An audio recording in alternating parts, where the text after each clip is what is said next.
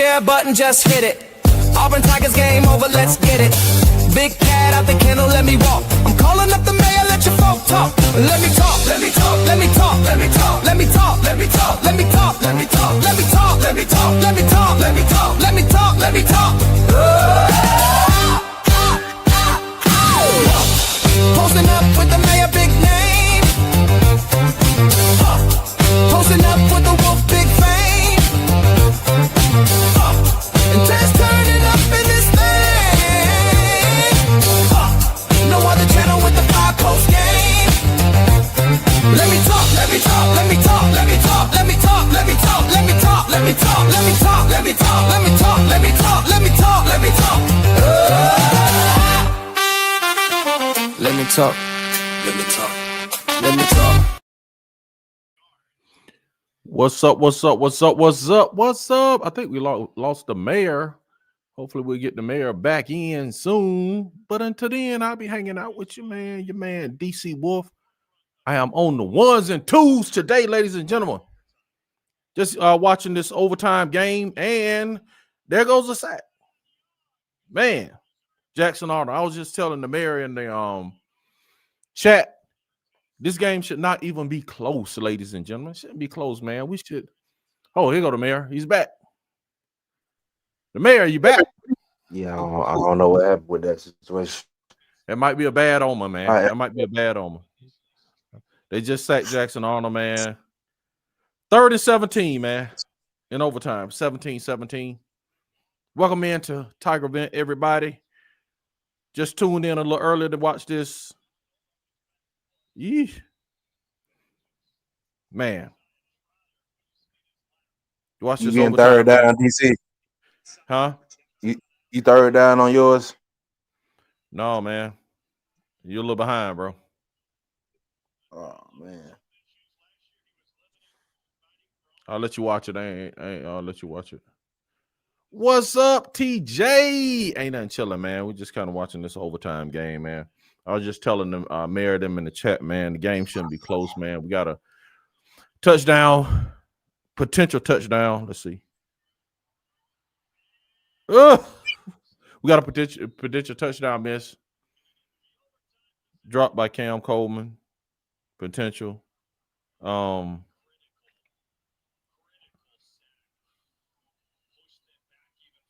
We got missed field goals.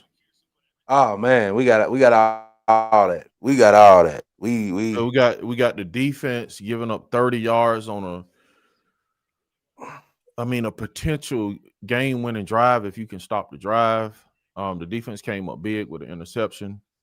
Man, we need a kicker, man. Yeah, man. I love Matt Ferris in the dub, but we need a kicker, man. You up on it? What? You in real time? I just see him miss the field goal. Yeah. So I just seen him miss. He's missed 3 field goals today, man. Can't be too hard on the man. The man is doing, giving his all for Auburn. So it is what it is, man. If Missouri kick a field goal right here, the game is over, man. Yeah, game over with. Yeah, and which I said, man, it shouldn't be this close. I would say this. This has been one of the best games he has called. We still only got 17 points. Unbelievable, man. I ain't saying it's all on him. But we still only got 17 points, and this has been a great call game by Hugh Freeze. Yeah, and it's like, man, honestly, with this game right here, man, you really can't blame Hugh Freeze. Now, I do like I give blame you in this one. Yeah, I can't really even be mad at Jackson Arnold for real. Yeah. The interceptions, but we've been begging him to throw the ball, so that's what happens when you want the ball thrown like that. Interceptions happen, so and then it's just like in an opportune time, man. You throw an interception in our territory, man. You know what I'm saying? And they capitalize on that with 3 points. That could be the change in the game. The field goals could be the change in the game. And that's Mayor, that's what's kind of like frustrating about Auburn. It's like you can't pinpoint it. It's just like they die by 1,000 paper cuts, man. You know what I'm saying? You just can't pinpoint what's gonna make you bleed out, DC. You can't pinpoint what's gonna make you bleed out, bro. If it ain't the officiating, it could be play calling, it could be quarterback play. And then when you finally get all of that going in one order. Cam Coleman dropping touchdowns. Your kicker not making field goal. Like, it's just the defense giving up 30 yards and penalties on a crucial drive, man. It's amazing, man. This is like a true, that's a culture situation, man. That's strictly culture at that point. I got you, man. I got you. I'm like you, Humble. I'm over it, bro. I'm over it. We can't win. We can't win games that everything is working in our favor.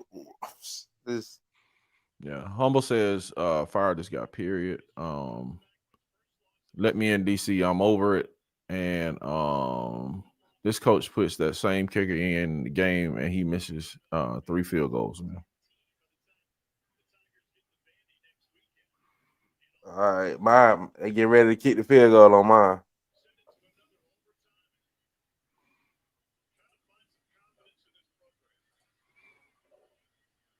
I agree, Humble. That's why he got to go. If it's a culture problem, and like you said, that's the head coaching job. He says coach got to go, bro. Yeah. You can't keep having these hiccups in close games, and you don't make them move, man. Auburn can be easily undefeated right now. He missed it.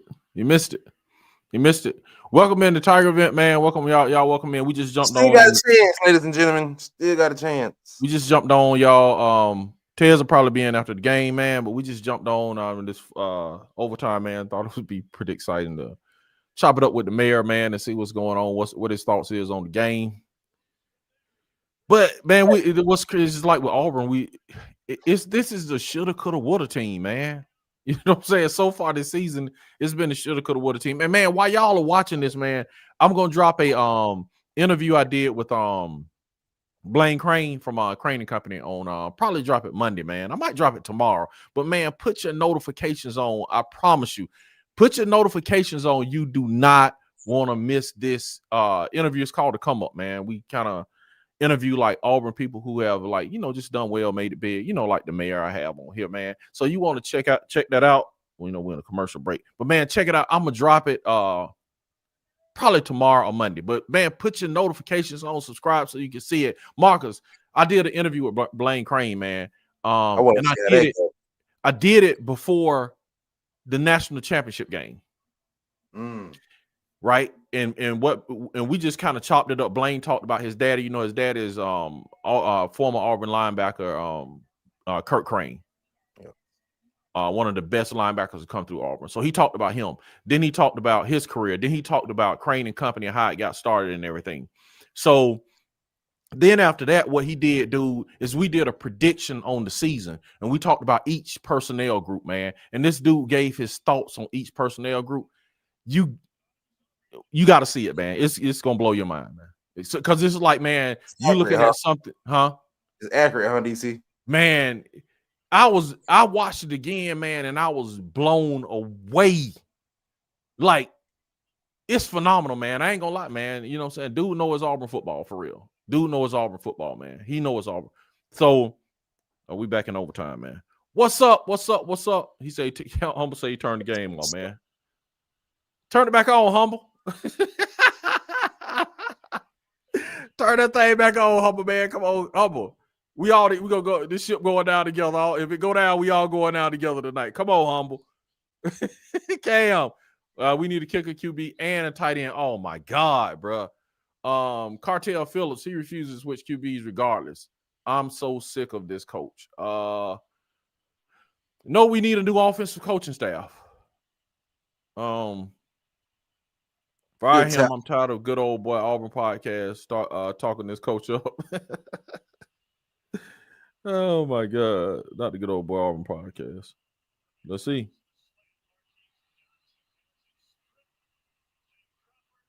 Mine's still behind.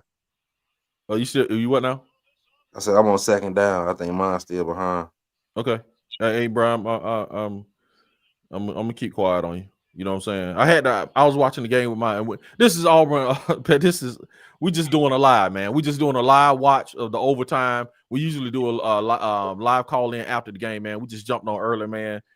like I said, I want to just chop it up with the mayor. Say get his live reaction on this game, man. So we're in the overtime now, and my man Missouri missed the field goal. So I just want to see the mayor reaction live. So we had a timeout again, man. We had a timeout again, man. I'm 3rd and 10. Okay. Humble say, I am not watching this. It's so pathetic. Everybody come in, man. Y'all come in. Let's watch this thing together, man. You know what I'm saying? And what's crazy, man? What's crazy, y'all? Mathematically, we are not out of the playoffs. That's what's crazy. So if we do lose this game, then we would be mathematically out of the playoffs. But how many yards is Cobb averaging, man? That's the part, and that's the part that's like the head scratcher.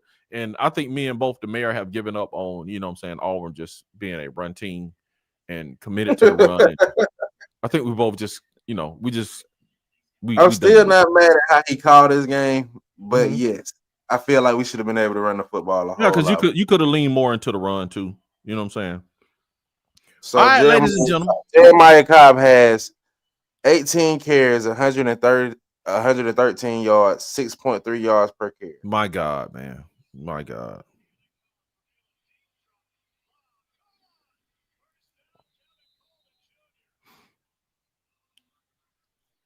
I heard a first down in DC.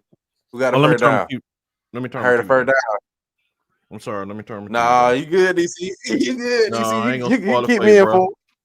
No, I'm turning it down because I had to get off the phone with my kinfolk last week, bro. Because they were hot and my phone was behind and they was hollering. I'm like, bro, I can't even watch the game, man. Let me watch it. That's the worst way to feel right now. We can't do you like that, man. We can't do you like that, man.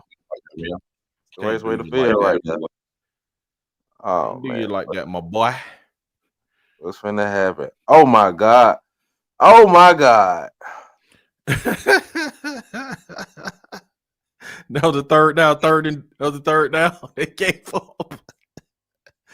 3rd and 10, man. That's all you needed, bro. It's 3rd and 10, man. Because the thing about it is, everybody in the world knows Dirk finna send a blitz on 3rd and 10. I'm just like, bro. Well, they in man coverage. All I'm gonna do is run a slants, and that's exactly what he just did. I'm gonna run a slant, and I'm gonna make your best. I'm gonna make your best DB work for it. Man, it's here we go. The sad part about this is their worst offensive output all season, fellas. Yeah, man. This is Missouri's worst offensive output all season. Yeah, man. And we still can't get over 17 points, man. Yeah. We can't score over 17 points. But what did I say? What did I say in the chat, man? I was like, man, can the defense hold somebody under 17 points? Seems like that's the only way we're winning, man.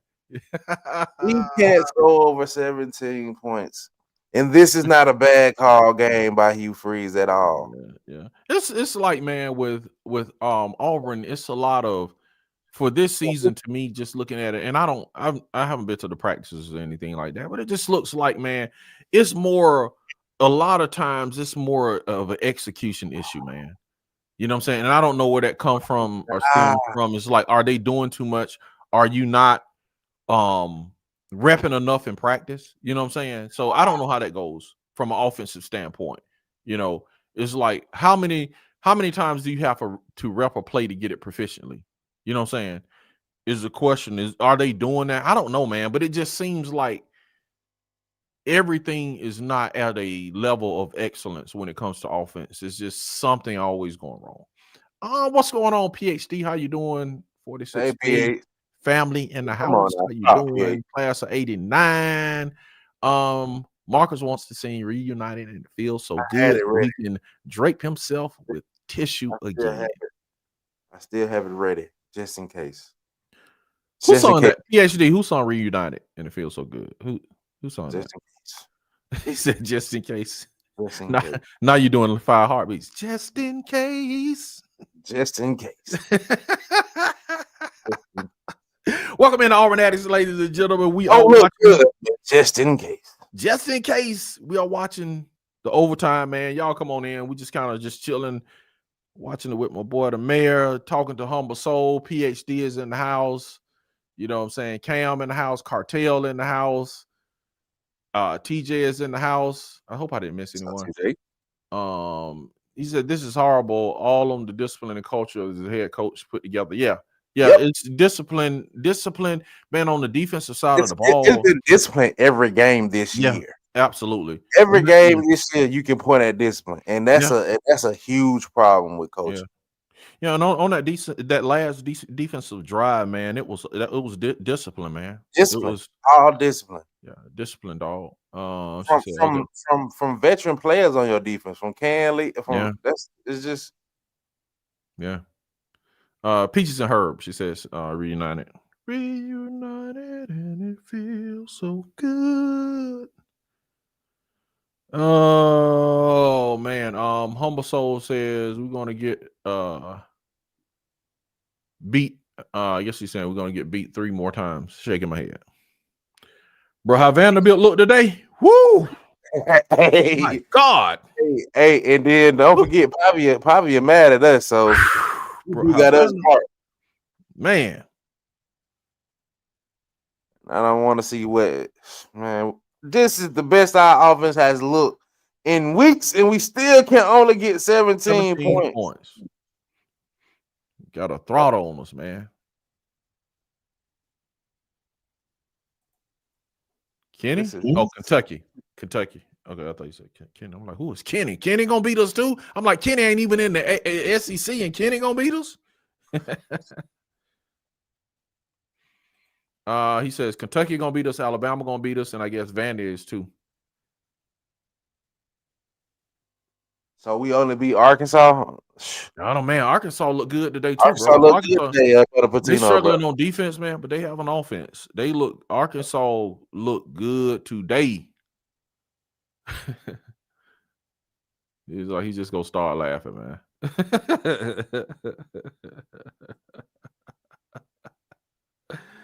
Oh man, welcome in to Tiger Vet, man. We just got to chill it, man, watching the overtime, man. Man, DC, man, warn me, man, please. You can warn me. Man, I'm gonna let you see it. Man. I'm not the person who was against spoilers. And I'm a little ahead of the mayor, man, and I ain't saying nothing, but this right here is. So I assume you saw the touchdown, man. Oh my God. My God. Woo! This is a live watch party. We live watching the overtime. He has to go, bro. And this is not even like a bad game for him. It's just it's a problem, bro. This is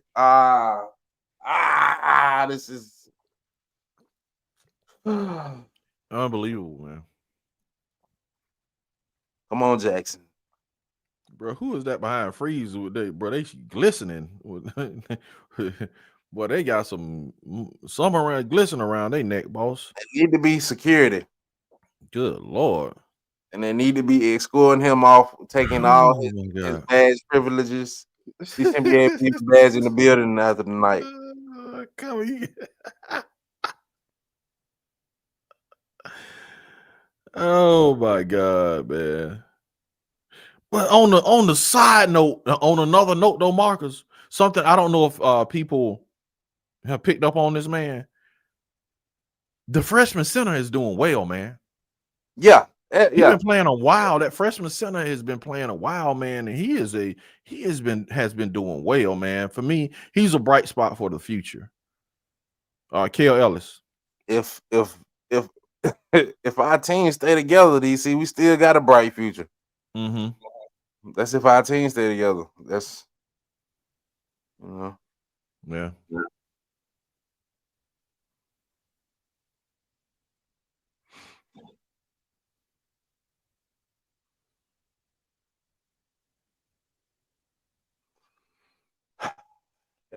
All right, DC. You got it. You got it. You got it, DC. If you want to see my real reaction, you got it.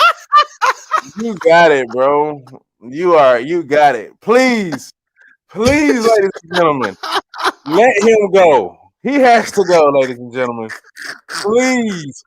Please, anybody who want to get on here this my God. that man to keep his job, please save it. Oh my God, man. Please save it. Oh my God. Anybody who finna get on here and cape for that man to keep his job, please save it. Save it for tomorrow. Whoo, man. Please come back tomorrow when Nick here, because Nick is more level-headed than I am. Please, because I don't want to hear. I don't want to hear any. You called a good game, so he should keep it. No, 17 points with the best game he done called all season. Wow, man. Outside of Baylor. Come on, bro. Ooh, boy. All I can do is laugh. You know what I'm saying? All I can do is laugh, man. I'm just watching. I'm watching Auburn football to watch football, dog. Man. I'm watching Auburn football to watch football. Save Auburn. Hashtag save Auburn. Please fly freeze. Hashtag save Auburn. Fly freeze. Please. Save Auburn. Because this is PhD, please stop right now. Please don't do it, please. Not tonight. He pulls it off. Does Freeze get to stay another week? He didn't. He didn't. He should. It's Auburn. The legacy is gone. What else? He can't score 21 with some good. Hey, man. Yeah, he can't score 21 if you gave him 21 points. If you spot him 21, he's just oh my God. I can't even think no more. Bro. He couldn't even get a first down in overtime, bro. He couldn't even get a first. Come on, man. Come on. Hey, man. Yeah, bro. Yeah. Hashtag say, thank you, Humble. Hashtag say Auburn, please. Please get that circulating. Bubba says I'm crying, man. 5 seasons of losing football, shaking my head. This team going to implode at the end of this season. Man, they finna implode tonight, man. Because I thought in my heart of hearts, I thought he lost his locker room, but he didn't. These guys still came out and left it all on the table, and we still found a way to lose. We found a way to lose. Yeah, man. Yeah, I mean. We stopped Missouri. Missouri averages 41 points a game. Yeah, and you saw what Georgia did the week before, and the week against Ole Miss, man. And you stifled them. You know, you stifled them. In the press conference, DC, and say we should have stayed committed to the run. Man, I just want somebody to steal on him. I'm sorry, I ain't putting no harm in here. Somebody please just walk up there and just. Mike G, if it's you own one. I'm just saying. Trying to get Mike G put in jail. I'm just saying, Mike, you own one. Cause I got the bail money for you. I go ahead. Oh man, you funny, man. I'll get you out. You gonna get him out? Oh, we got Tez. We got Tez. School clothes. I get him out. Somebody need to snuff him. Somebody got to snuff him. PhD says I usually don't do therapy on the weekends. Marcus PhD says she don't usually do therapy on the weekends, but I would do it for you pro bono. All right, tell her once I come in, I'm coming in ski get hot. PH cancel all your classes. She coming in on a red eye. Yeah, I'm coming in on a red eye. Welcome in the Tiger event, man. We're gonna drop the line. We're gonna bring our boy Tez in, man, to get his expert opinion on the game and on the what's going on at Auburn. So appreciate y'all coming in. Man. Psychological. I don't want no logical. I said I just want straight slander from this point on. No, she's not coming here. Anybody trying to talk logical, I'm quiet. But Tez, you have been warned. Gotta be straight Hugh Freeze slander at this point. Tez has been warned, then, man. Cam says, "Do we keep Jackson Arnold? Why do we keep playing him? The whole drive was horrible, man. Yeah. Where's the link? I'm about to put it in. Drop the link, bro. I'm gonna call in for work. Okay, everybody want to call in for sure. We're gonna get Tez. We're gonna drop the link when you come in, man. Like I said, when we got kids coming from the game, we got families coming from the game, man. Keep it family friendly, please. Please don't get us put off YouTube, man. This man put that kicker in the game like he was the only kicker on the roster. Yep, Mr. 21 Ed Darby, man. We did not get 21. What did you say, Marcus?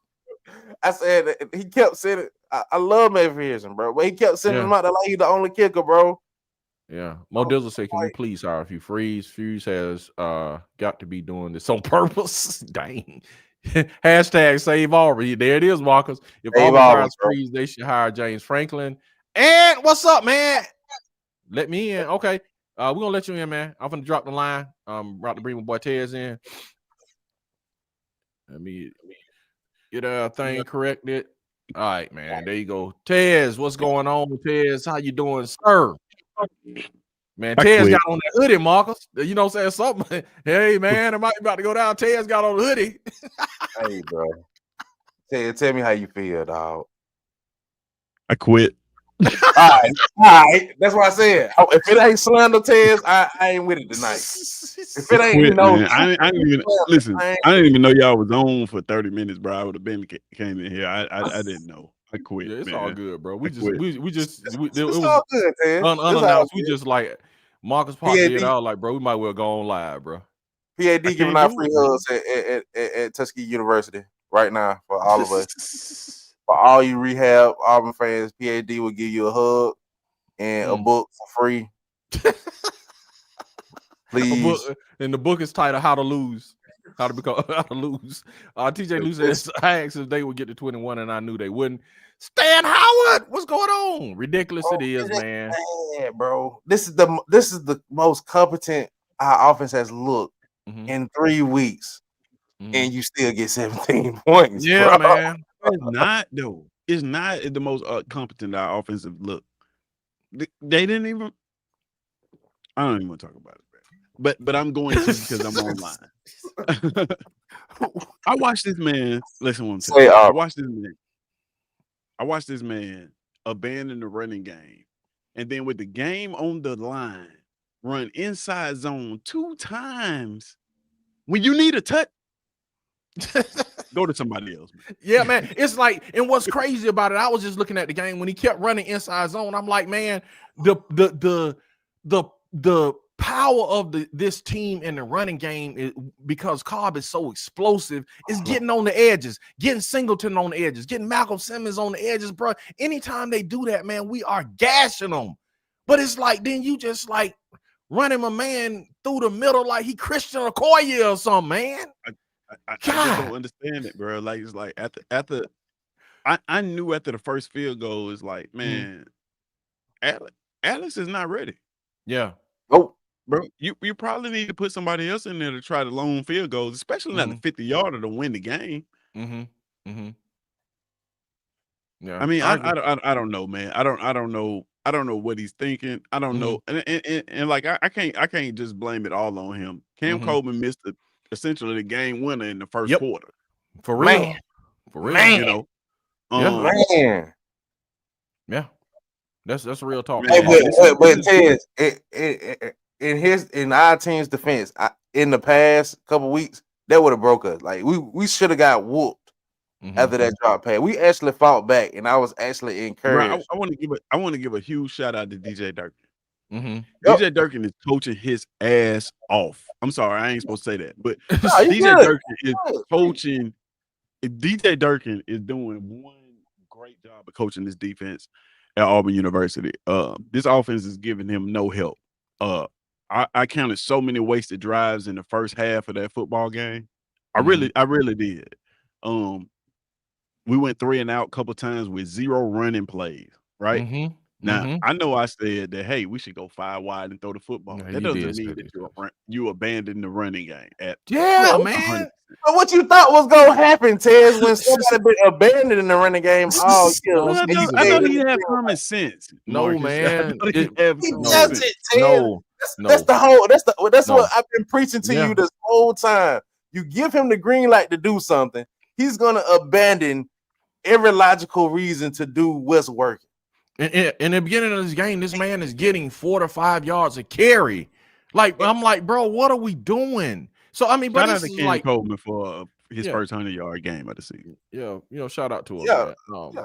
Hey, for him to forget that drop pass and come back and step up like he did. Yeah, and then the defense did well, but then the defense, man, had all these penalties to give up a game-winning drive, man. It's like tired. we just They've been got on the field the whole game. undisciplined, man. Huh? They was on the field the whole game. Every time we looked up, they was on the field. I agree with that, man, but they got to still keep composure. Yeah, you know what I'm saying? You got Missouri had the ball for 32 minutes and 32 and a half minutes. His defense was on the field the entire game. Bro. I agree with that, but at a certain point, we know our defense knows what to expect by now. This is our fourth SEC game. We know our offense keep us on the field. We know that we don't generate points.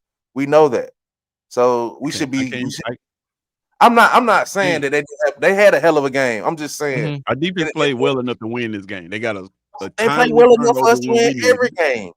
They play well enough for us to win every game. We should be by our standard of our defense. We should be undefeated right now. How many penalties do you think we had that entire game? We should be undefeated. Just out of curiosity, how many penalties do you think we had that entire game? I'll say maybe about 5. We had 5, 6. Okay, I'm close. 4 penalties for 40. But it's like they came at the wrong time. You know what I'm saying? It's like that's a result of being tired, bro. When you tired, you commit penalties. This offense, bro. This offense, it just wasn't.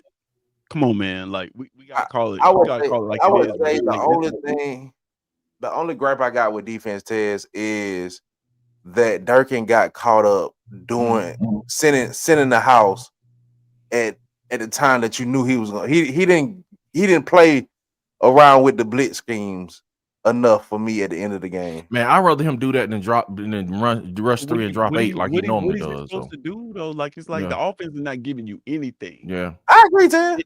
On defense, if the offense is not giving you anything, I gotta try to create something on defense. Like, so I don't blame him for sending the house. Like, you trying to create a turnover. At that point, you need points on defense. We needed a defensive score in that game. It's like he trying to win the game. Yeah. And that's not his job. His job is to try to keep the other team from winning the game. He sees like, man, they ain't nothing on the other side of the football. Yeah. Bro, I listen. I'm trying to be so PG about this, but bro, we cannot, bro. We cannot. Like I'm telling you, I if y'all would have been in here at the overtime, if y'all could have been in this house at overtime when he ran those 2 inside zone plays in overtime to win the football game, when we needed those runs in the first half, bro, I came absolutely unglued. It's like, what are we doing? What are we doing? Yeah, man. It's wild, bro. I've had 111 yards on the ground. You give him the football in the first half when he runs for 150. We win this game going away. Yeah, that's what I say. That's what I dropped in the chat. It shouldn't be close. Hey, all right. Hey, and 2, we got Ant. We got Bubba coming after Ant. We got the Rooster coming after him. We got Godbody coming after him. We got Mr. 21 coming after him. Everybody come in. Don't get me banned off YouTube with your speech, please. And I apologize, y'all. I know y'all. Keep it, hey y'all, keep it brief so everybody can like get their words in. And then, bro, if you want to like go back to the back of the line and come back in and talk again, you can. But you know what I'm saying? Say your piece. You know what I'm saying? Ant, say your piece. Let Bubba in. Bubba say your piece. Let Rooster and Rooster, so forth and so on, man. Let everybody get their win in, man. We can't be here all night listening to one person. You know what I'm saying? So I'm gonna bring the Sandman in and get that cane and snatch you off the stage. You know what I'm saying? So CJ Lou says you gonna say they were close to the press conference. Yes, he is. You coming in, Ant. I got you coming in. They've been imploded. They look like toilet Auburn, please don't hire no more. Remember, people, Hugh slander only. Please do not man. I need to hear some encouragement, Marcus, man. I need to hear some encouragement. What? You've been getting lied to all year. I need somebody to give me some hope, man. I just feel you want us to keep lying to you? No, don't lie to me. I didn't say lie. Matter of fact, you're finna get lied to in the post-game press conference. You're finna get lied to tomorrow morning, Monday morning. You're finna get lied to all next week. Until he get fired, you finna keep getting lied to. Okay, Sample says they imploded. Key says, what's okay? He can't find a way to win. He can't, man. We always finding a way to lose. We do. Ashton Daniels would have won the game. All right. No, he wouldn't. Yeah, when you come in, turn your video off, man, so we can bring you in, so you won't just take our stuff down, man. Brett Favre. Ant did it right. Ant, what's going on, my dog? Ant, what's up? What's happening? What's happening? What's up, Ant? Hey, man. I ain't even finna lie to you. I ain't got nothing positive tonight. Everything negative. I'm on Marcus. Hey, me, Marcus, and Taz is all one tonight, bro. Hey, it's fine. Get him up out of there. You ain't even got no after the game speech. Bye. Up out of here. I ain't got nothing. Don't say nothing to my team no more, dog. He gonna lie anyway. DC, me and Tez is sitting in the chat calling all the plays that should be called. Every single one. Hey, Tez, I'll run the ball right now, Tez. Tez, I'm gonna run the ball. You know what? First play in overtime. What I call Tez? First play fade ball. Yeah. Fade ball. That's what I would have gave to you. Man, listen here, man. I ain't got nothing positive to say tonight, bro. I'm sorry, DC. You know, usually I try to find the best. Shout out to Durkin. That's the most positive I can get. Shout out to Durkin. He kept me in the game. You know what I'm saying? Whoever the next coach is in your contract, Durkin is to stay. That's it. That's all. Okay. Durkin's never fired. That's Durkin earned the head coaching job. Ooh. Okay. Michael, go for that. Michael, go for that. I'm ready to make the move now, Ant. Why not? Soon as he go to the locker room, Durkin, they should be calling both of y'all in. Like, man, look, we knew this wasn't gonna work. So Durkin, come on in. Man, what you say? Listen, then the sad part about it is, I'm seeing him. I'm like Ted, bro. You run the ball the first quarter. I'm like, dang, you might have done changed a little bit. Bruh, 5 carries in the first quarter, bro. You don't run the ball till the middle of the second. What is we doing? He didn't run it to the middle of the second. Nah, he just strictly abandoned it. Like it was like we had 2 drives back to back where it just was no runs. It was just like I don't know what that was. Yeah, that's why I left in the chat, Tez. That's why I was like, it's subtle, man. He'll run it and then it's subtle. You'll get a drive where then he'll start running once, then he'll just doing it all. A couple of drives, it just fade. You like, bro, we're not even running the ball anymore. You look up, you know. I'm gonna go to the back and come back, but I got one more thing. One more thing. Shout out to my boy Jackson.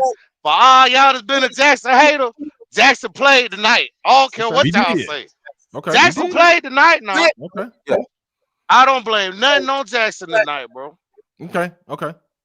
Gotcha.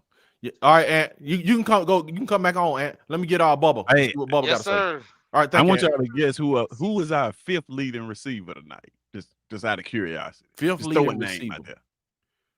5th leading receiver? Yeah, 5th leading receiver. Right? Jeremiah Wright. Hey man, another positive though, man. For real though, is Perry Thompson, man. Man, Perry Thompson, bro. I'm happy for him. But why not get him getting run, getting played? I agree. No, I agree, but I'm just saying I'm happy that he is at least getting something, man. And why hasn't he been getting something? Is the question. And I saw Perry Thompson in the red zone 1-on-1 at the top of the screen the entire night. The entire night, 1-on-1 coverage. We didn't call that fade.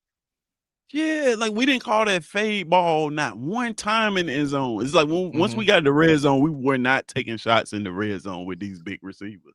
Yeah. And it's like, what's up, Ty? I don't know, bro. What's going on, Ty? Leave a like, man. Hey, go ahead, Bubba. What you got? Yeah, first of all, I'm at work right now, so if you hear the white people gym dubstep music in the background, it's not my fault. I apologize. All right. What? I don't know what that was. I need slander. Go ahead. I'll get to it. Bubba, you never disappoint, but go ahead, man. Firstly, the defense played incredible. Okay. All night. Eventually, they're going to run out of gas. No defense is perfect. At the end of the game, you know, that's just sometimes what happens. But firstly, I want to give props to Jackson. I felt like he played a very good game, even though he was put in impossible spots multiple times. Jeremiah Cup, the offensive line actually performed pretty well. I was pretty happy with it. The receivers obviously balled out outside of Jackson's couple drops. Stop throwing wheel routes to Preston Howard. Stop throwing to Put Preston Howard. And Preston you come Howard out, out the game. Like put those targets should go to Brandon Frazier. Thank you. Like, I think oh he's my hurt. You know I'm gonna say that. You know I'm gonna be like, yeah. Hold on. but Go ahead, Bubba. play calling, it's so inconsistent. It is out of whack. He cannot get into a rhythm. He'll dial something up, and then he'll fall on his ass. And it's over and over and over again. The inconsistency starting the second overtime. Horrible play calling. You call a couple drop backs, then you go pin and pull, then you drop back even though you see zero blitz, and you have these long developing routes, and Jeremiah Wright ends up with the football. That is not the way it's supposed to happen. It's horrible. And, Jackson's going to get crapped on because of the pick. That was not his fault either. Cobbs is supposed to sit that down. In every offense, you have a three-way go as a tailback. You're supposed to sit it down. Every time you find the space in the zone, he threw the space in the zone. He didn't sit it down. So I think Jackson earned the starting job for at least another week, and Hugh should be gone. He should have been gone 3 weeks ago. You got to cut him loose now. Give DJ an opportunity to earn this head coaching job on this back stretch where you have a couple quality opponents. Let him have an opportunity to earn it, and then we'll reassess after the Iron Bowl. But I'm proud of the way the kids fought, and I'm so disappointed in the head coach. Everything. I Appreciate agree you, man. 100% with both. Mr. 100%, 21, man. come on in, man. Talk to me, Mr. 21. Hey, you got Slander. me? You got me? I hear you, man. You loud. Yeah, and clear, man. Mr. All 21. right, let's go down the Mr. 21 checklist that we always do. Yes, sir. Did we Please score do. 21 Did we score 21 points? No. Negative. Was this a one possession game? Yeah. All right. Absolutely. Didn't work either. QB played all right tonight, but I do agree with what Ike said the other night. Clutch Gene, not going to be there. That other quarterback from Mizzou, clutch throws. Getting pressure in his face, stood in the pocket, delivered the football. Mm-hmm. Pressure in his face again, backing up, retreating, throwing the ball in the middle of the field, easy catch. That's just the difference between the QBs. Let's see here. At the end, they started blitzing. Line is not going to be able to pick it up. It means the same stuff. Is this man going to make it out the stadium tonight? I don't know. But, it's hard for me to watch other games. I don't watch as many games as I used to because, people are scoring points out here. We got Vandy scoring 31 points and winning football games. And, Georgia and them scoring 40-something points and Ole Miss putting up points. 17, we cool. We all right. We still playing ball like we in the 1990s, but, it's good. But, yeah, I think it's time, man. You just got to think about the future and just knowing that you're only going to score 17 points a game it's crazy. So, but yeah, I'll let you guys go. That's all I got. All right, Not man. too much slander. I'll leave it up to the mayor. He's already went on tonight. But, I All right. need more slander from you, Ed. All right, 'cause Mr. you 21. know how to call it. Yeah, all right, now. All right, bro. Appreciate you. All right, we got Godbody coming in. Godbody, what you got, man? Talk to us. Yo, y'all hear me? Yeah, we hear you, man. Oh, Loud yes, and sir. clear. Yes, sir. Man, what the crap we were looking at, man? I'm still gonna be quick and brief, man. Mm-hmm. The play calling in crucial situations, bro. We gotta have the third and 3, 3rd and 2, 4th and 1. Man, I'm gonna say it like I said on another podcast. Look at Jackson Arnold and look at Peyton Thorne. It's starting to look like the same quarterback until you get in crucial situations. Yeah, you can make a wheel route down the sideline, miles on type of crap, because they brothers, Freeze and miles on their brotherhood. They come from the same ideology. Yeah, you can throw a couple of deep shots, but even on the miles on and Freeze, where do you see the slant in Auburn playbook on offense? Where do you see a quick snap first down in Auburn playbook? You don't never see that. They done it to us 2 or 3 times a night. 2 or 3 times a night. And the last crucial, one of the other crucial I want you guys to pay attention if you get a chance to rewatch the game. Jackson Arnold argued with that quarterback coach the entire game on the sideline. When he was coming to the I saw sideline, that. I didn't say nothing about it, but I saw that. when he was coming to the sideline, him and that dude was going at it the whole entire game, especially toward the end of the first half. Jackson Arnold was toe to toe with him, talking about Q did the same thing to Peyton Thorne, man, last year when they had that crucial call in that game. I can't remember what game it was, but Hugh dialed it up, and the play was a bust. He threw Peyton Thorne under the bus, and when Peyton Thorne came to the podium, he said, "I ran what I was told to run." That had to be the Oklahoma game. That had to be the Oklahoma game. And Hugh Freeze came back and lied and threw that boy on the bus, same way he did Amari. The running back just left. Man, fire Hugh Freeze. He's outdated. His play calling, his offense is outdated. Him and Miles on, that philosophy they got, bro, it ain't gonna work no more. Everybody's on to that. You had your moment when you came in. Gus had his moment when he got caught Saban early with it. Hugh had his moment when he caught Saban at Ole Miss with it. It's dead. Everybody knows how to check. Everybody knows how to defend this. Now you got to learn how to scheme players open. We don't do that. We just go route. Just go. One move and go. And you're asking Cam Coleman to continue to perform like this on a night-to-night basis. And like I said, shout out to defense. Most of all, big for me was seeing Perry the last two games. Because I know Perry was better than what they was giving him. Watch that kid, man. He's better than what they're giving him and those excuses they get. I know Horatio got hurt. He's good too. But man, you got all these guys committed. It's some kind of way you're supposed to get these guys in the game. Some kind of ain't no scheming, man. He don't know how to dial up plays, bro. He can't produce nothing. So John Coleman, the shoe is on your foot now. Everybody see it. Everybody know it. Get this guy out of here, man. And please, Auburn, for the sake of God, do not hire no more offensive coordinators as your head coach. These guys can't do it. He's gonna come to the podium and say the same thing. Like, that's why I'm not watching. He's gonna do him and run my blood pressure up. He's gonna say the same thing. We're close. We're close. There's just all this old stupid stuff. I'll say that I'm gonna let you guys go, man. All right, man. Appreciate you, God, buddy. Appreciate you, man. Appreciate you. All right, next we got the Rooster, and then we got the King of the Comments coming in next. Rooster, what you got? Talk to me, the Rooster. What's up? What's happening, gentlemen? I'm pulling double duty. I got to get some juice for the babies. Come here, baby. Well, I'm basically just a repeat of everything we've all been saying for weeks, but I got a little anecdote for y'all. Earlier today, I think it was Auburn Daily, made a post, something about Hugh Freeze, and somebody in the comments had left the comment that I believe in Freeze, and somebody replied, "Well, glad you enjoyed losing." And this other come in, and this ain't me calling them this, DC. This was their actual ad or screen name, Lazy Bastard 56 something, a bunch of numbers. So he jumps on this dude. So I come back and he's supposed to enjoy losing. Way to think it through, champ. And this guy responds to me this whole paragraph of how, well, you don't sound like a fan to me. You sound like a hater and a keyboard warrior, which I didn't threaten nobody. I don't know where that come from.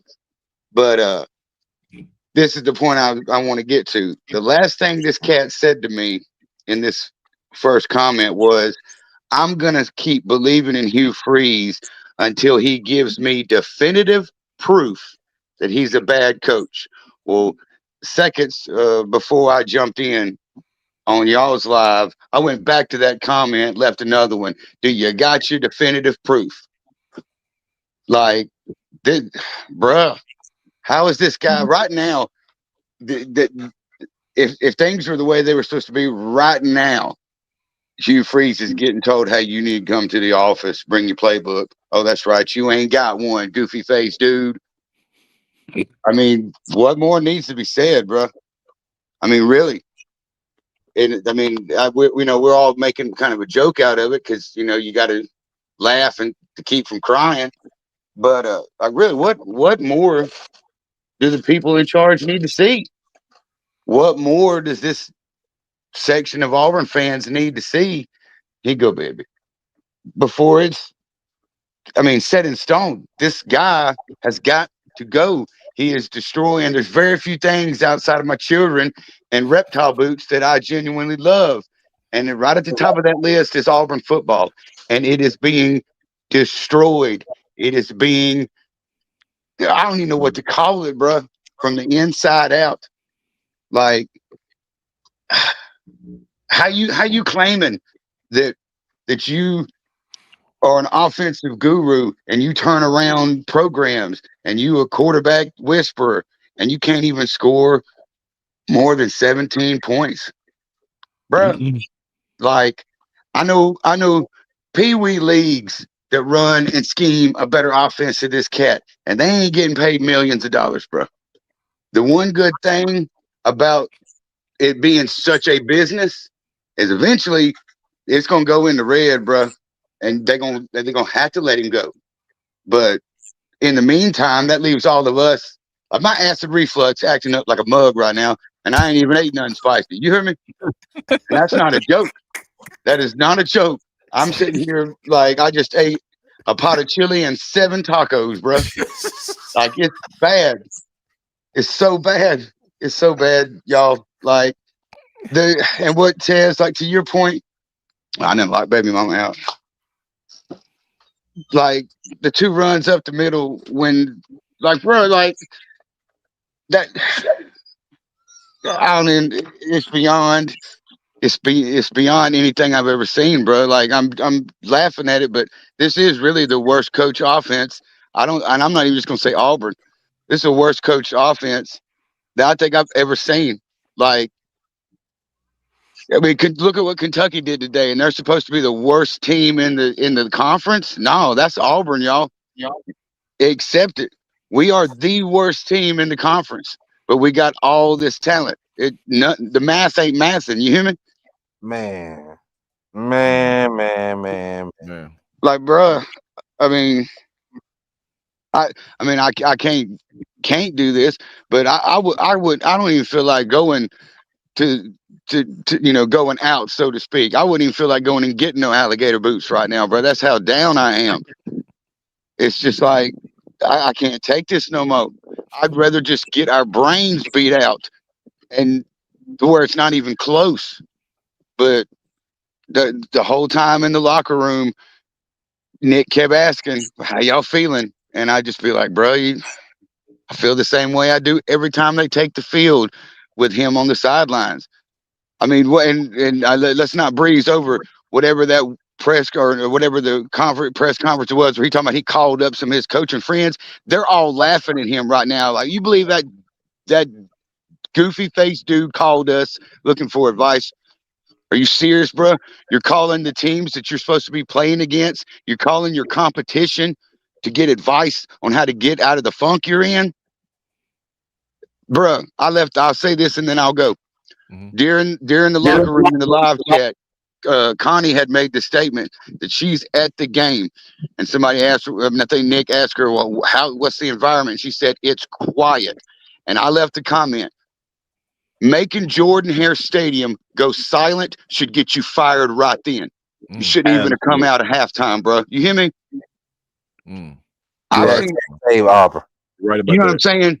I've seen Auburn get their. I mean, I'm 42 years old, so I've been watching a lot of Auburn football in my lifetime.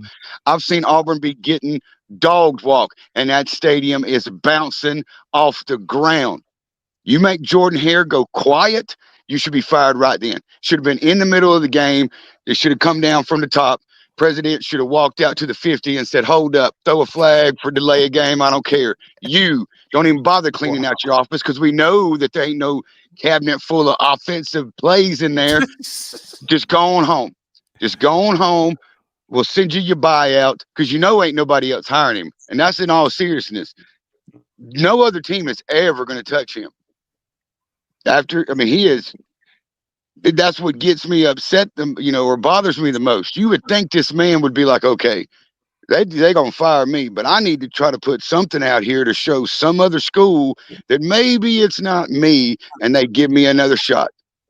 But it's like there's no sense of desperation, and I think we all agree. Every time Auburn gets the ball, and it's like, all we got to do, we got the ball, we just go score. I already know what's gonna happen. So, just to reiterate the point, I don't like his face, bruh, and it's got to go. It's got to go. It's got to go now. tonight. There needs to be a special press conference. Everybody's phone needs to start blowing up with the notifications that Hugh Freeze has been sent packing on the first thing smoking. You heard me? Y'all stay Superfly Ward. Damn. All right, man. Appreciate you. Appreciate you. We got King of the comments in. No racial slurs, King. Keep it PG. Go ahead, man. Go ahead. Can you hear me? Can you hear me, man? Go ahead. Are you listening? Marcus, is it going to get weird? It's about to get weird, man. You already Are you listening? The King has been saying this for 3 seasons. Mm-hmm. From the time he walked on to Jordan Hare Stadium and said, "You give me three classes. You give me 3 classes. Just give me 3 classes, and I'll turn it around." We turn around programs around here. That's what we do. Yeah, you turn it around, all right. You took us from a 8-win team to a no-win team. We ain't beat nobody in the SEC with you here, man. You have took us to a all-time low. We ain't never been this. Everybody keeps saying Hugh and Gus and Gus and Hugh. Right now, Gus' offense is scoring, averaging 44 points a game. Hugh's offense is averaging less than 17. Can we stop the mess? Can we get rid of the freeze? Can we warm up the freeze, please? All I'm saying is I never felt this sick in my life. As an Auburn fan, I never felt this disgusted. Man, I'm disgusted. Man, I'm disgusted. I can't say what I want to say because I'm at work. You can't say what you want to say because you on here, man. Not because you're at work. Man, that part too. Okay. But man, at this point, I ain't even mad. Like I'm in a place. I told you so. That's all I'm saying. I told you so. I'm at the place now. I'm just, Mm-hmm. If he wins, he wins. But I'm not even upset. But this is not Auburn culture, man. Mm-hmm. You can't even blame this on the Auburn culture. You can't blame this on the environment. This is all him. He's doing worse than Brian Harsin. Yeah. We taking on that culture because he. You know what? I think he planned this. He planned this. He planned it. Okay, explain. Yes. Explain. He has set Auburn up to take the downfall for getting him fired from Ole Miss. What? Yeah. Auburn didn't get him fired? Yes, it did. Yes, it did. Yeah. Did you know the girls that he was calling? They were from Auburn. See, you didn't know that, did you? You said it was gonna get weird, Marcus. You said it was gonna get weird. You said it. Marcus. You said it was gonna get weird. All you had to do was just wait on it, DC. Just let him keep talking. The escorts that he called were from Auburn. Bro, I knew it. You said he took the contract, and now we paying this man $6 million for the Stride program. Oh my God! Right now, officially, we are a basketball school. We are a basketball school right now. Okay. That's what we are. We are Kentucky. We're a basketball school. Y'all know that, right? You saw the exhibition game? Huh? We might not be that either. It might not be. Oh man, yeah. Hey, we a baseball school. Yeah, we got a baseball AD, don't we? Oh yeah, we probably are a baseball school. But I gotta go. That's all I have to say. All right, War Eagle, 5 Freeze, and man, I appreciate you. Making it weird tonight. You never felt. Hey man, I had to. You never felt. But I gotta go. Appreciate you, King of the comments. Appreciate you, man. All right. All right, we got God Body coming back in. We got Ant, and then we got this person say they're Auburn's next head coach. That's their title. So I definitely want to hear from this person. Man, Alan Berry says, he said, hit the like button, y'all. These poor dudes have had their emotional stability and mental health ruined by this coach. The least you can do is hit the like button. Please, man, it's over 100 and some people here, man. Hit the like. Yeah, take the time out and just move. Hit the like button. Man, go to and leave a comment with Hugh Freeze Sunday. We didn't call no plays. So Yeah. hit the like button here. Please go to Water Cooler Talk Sports, man. Subscribe, man. Go to It's SE Season. That's Tez. Subscribe, man. You know what I'm saying? That's the least you can do, man. You know what I'm saying? And plus, we got to get the Water Cooler almost at 1,000, man. We got to get Tez at 500, man. Come on, y'all. We gotta do this, man. We gotta do this. All right, man. God body back in. Holler at me, God body. What you got, man? It's horrible, man. Come on, man. We all like that, bro, man. God body sound like you've been crying since the last time you've been on. I have. I love Auburn, man. I freaking love Auburn, man. Hey, bro. I told you, bro. You got to just laugh. Like, you got to laugh it out. Like, sometimes when you back in school, your girl made you mad. You was pissed off. Just laughed at her. Just laugh it off. Play it off. Play it off smooth. It's like the worst relationship I ever been in. Auburn. It is. It's the worst relationship I ever been in, bro. I don't know where she go at night. I don't know who she with. All I know, she come back looser than before. Oh, man. It's ridiculous, bro. Oh, ridiculous. Please, John Colvin, fire this man. I don't want to see him at next week's presser, bro. Man. Like one of the other callers said, man, let Durkin, if everybody believe in Durkin. I just don't like the Durkin gamble so much sometimes. He run the defense super good, and at times he just do some stupid stuff and just gamble it away and give up like 25 yards. Then you gotta gamble. Yeah, but I'm saying he is just sitting everybody. That was my problem too today, guy. But I didn't like and I feel where you come from, Ted. But I was like, it's 3rd and 10. We just did an all-out blitz, and they got a first down. So on the next 3rd and 10, window that blitz and send that dude back in the passing lane just to try it out. Watch this right here. Not to cut y'all, but watch this right here. I watched a couple other games earlier today. I watched Georgia and them when the cornerbacks play out the receivers. All those quarterbacks know they have control of their offense. Jackson Arnold is always looking at Hugh Freeze like what to do because he's so scared to convert to this or convert to that. So just quick dashes, quick dumps. Man, Georgia play that way. You play off one of their receivers and this 1st and 10, I don't care what they call it, they do the check down. They hit the receiver out wide. You drop it on, they get them 4 or 5 yards, and then we set up for the next play. We just take what you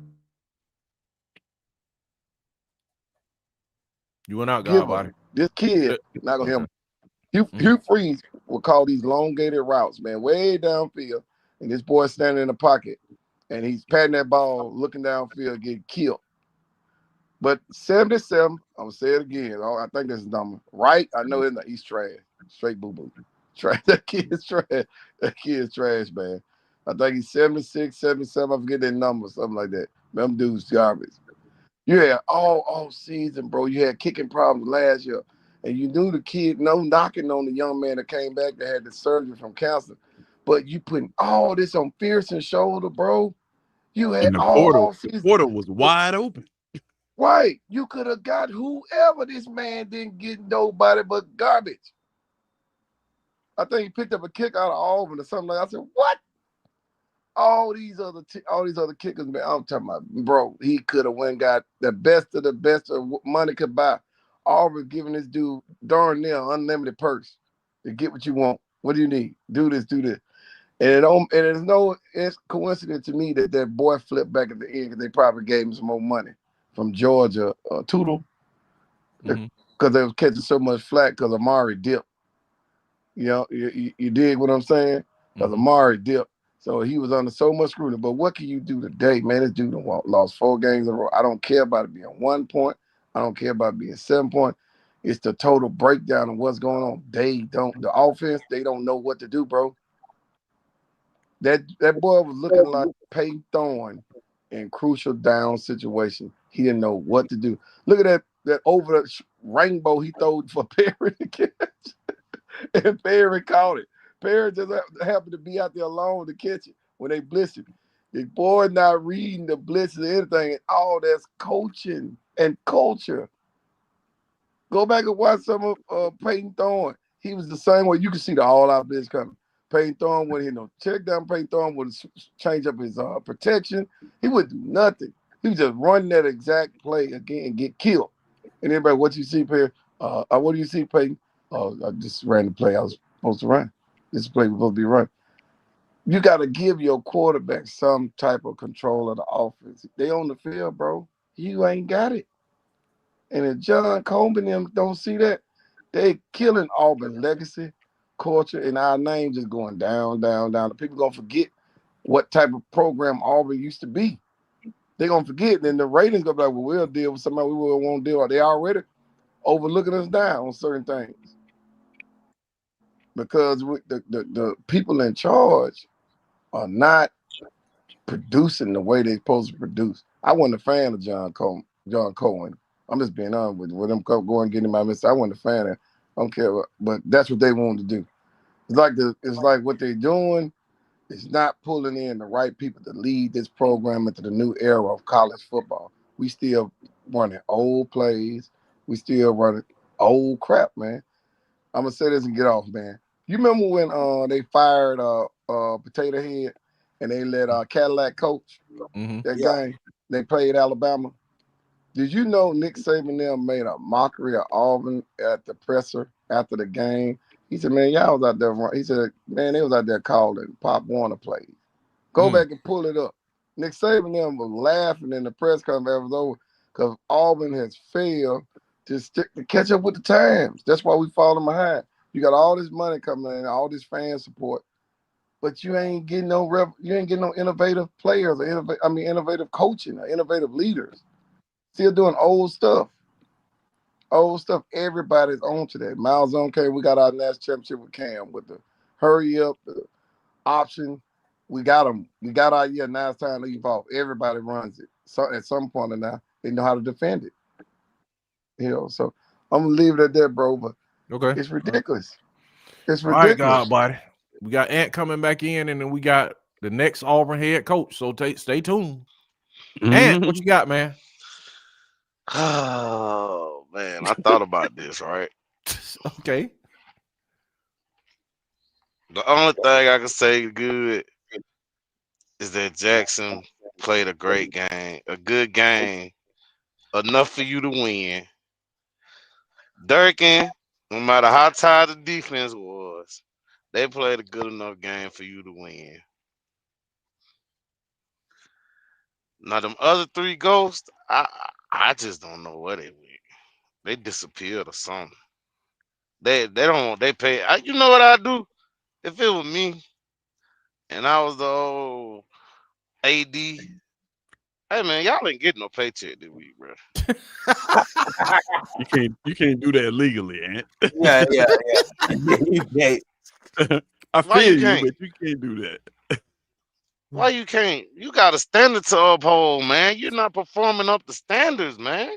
You got even if you fire him, you got to pay him his check for the week. You got to pay him. Man, no, he can't get paid this week, bro. Bro, he can't get paid this week, bro. I'm sorry. Hey, they just gonna have to find out how I pulled it off legally. He ain't get paid this week here, bro. How that going to NIL or something, man? No, you can't get paid, bro. Listen, man. You scored the second half touchdown. You ain't scored the second half touchdown since Ball State. What? Yeah. I think you ain't scored. You scored the second half touchdown. You ain't scored the second half touchdown since Ball State. You run the ball, you abandon the run, and you run it again. And then you run it when you don't need to run it. Okay. Well, that I was done after that. What are we doing at this Man, point? bro, I'm telling y'all, man, if y'all would have, man, me and Ted sitting in the chat the whole time. I said, Ted, first play, fade ball. First play, ain't do it. Okay. We get the ball for the second overtime. Fade, first play. Bruh, what is you doing? Then, bruh, Keon called me your NIL is cut in half. Preston Howard, you ain't getting no NIL. You just cut people checks, man. Man, you got to get better, bro. You getting paid Some now. gotta be Some done. got to give, man. Some Some got to gotta give, be done. man. Some got to give, man. Preston Howard, you ain't getting no check. Man, Cam Preston Howard Colvin getting shit. half a check.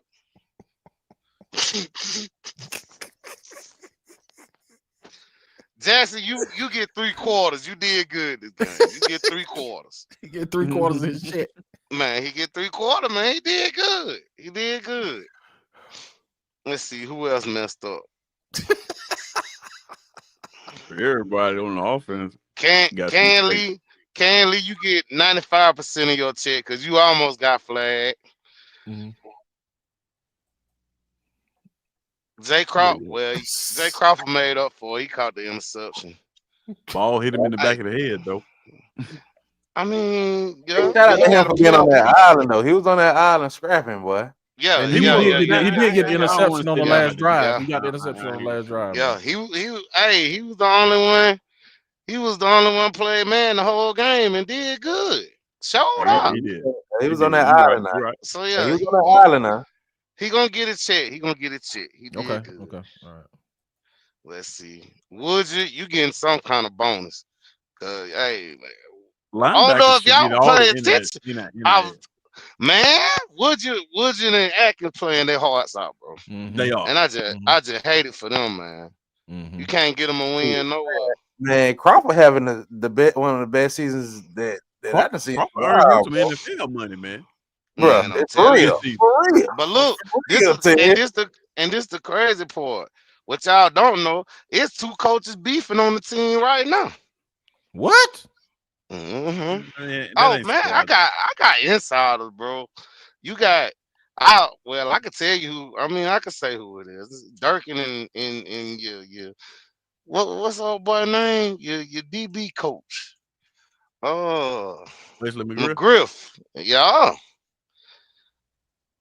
Cause they like K&, walking around like he a superstar, bro. You ain't even the best corner in the room. He played like it tonight. Crawford or Lee, which one you taking? Oh, I take Crawford because of size and measurables alone. But as far as playing on the field tonight in this game, on an island, 1-on-1, Crawford or Lee, which one you taking? I'm taking Crawford. Okay, then Lee's not the best corner in that room. Then just here to tell you. At the end of the day, man, something got to get did, bro. No, somebody's going out here with no check this weekend. I don't care who it is. President Ant doing the Auburn shutdown. Man, I'm telling you, DC, man, you got to do something to change something, man. Hey, you can't just not pay people, man. Man, listen, okay, I'll pay them $2 and call it a day. Cause that's what you're worth right now. Man, I ain't lying, Marcus. You worth $2 right now, man. Bro. Yeah, that bet ain't worth the $2, man. Hey, man, we gotta get him some traffic tickets. Y'all said I got to pay him something, so I'm gonna pay him $2. We got Ant on the line, man. Y'all just tuned in. We got Ant on the line. He called it in, man. $2 is, I mean, he worth the $2, bro. No, he ain't. You said I got to pay him something. What you want me to pay him? 50 cents? Okay, 50 I cents. ain't say you had to pay him nothing. You can pay him, and I'll give him a whole bunch of traffic violations. That's what I'm talking about. That'll work too. Shit. Lord, I mean, you know what I'm saying? Man, I'm DC. Something got to change, bro.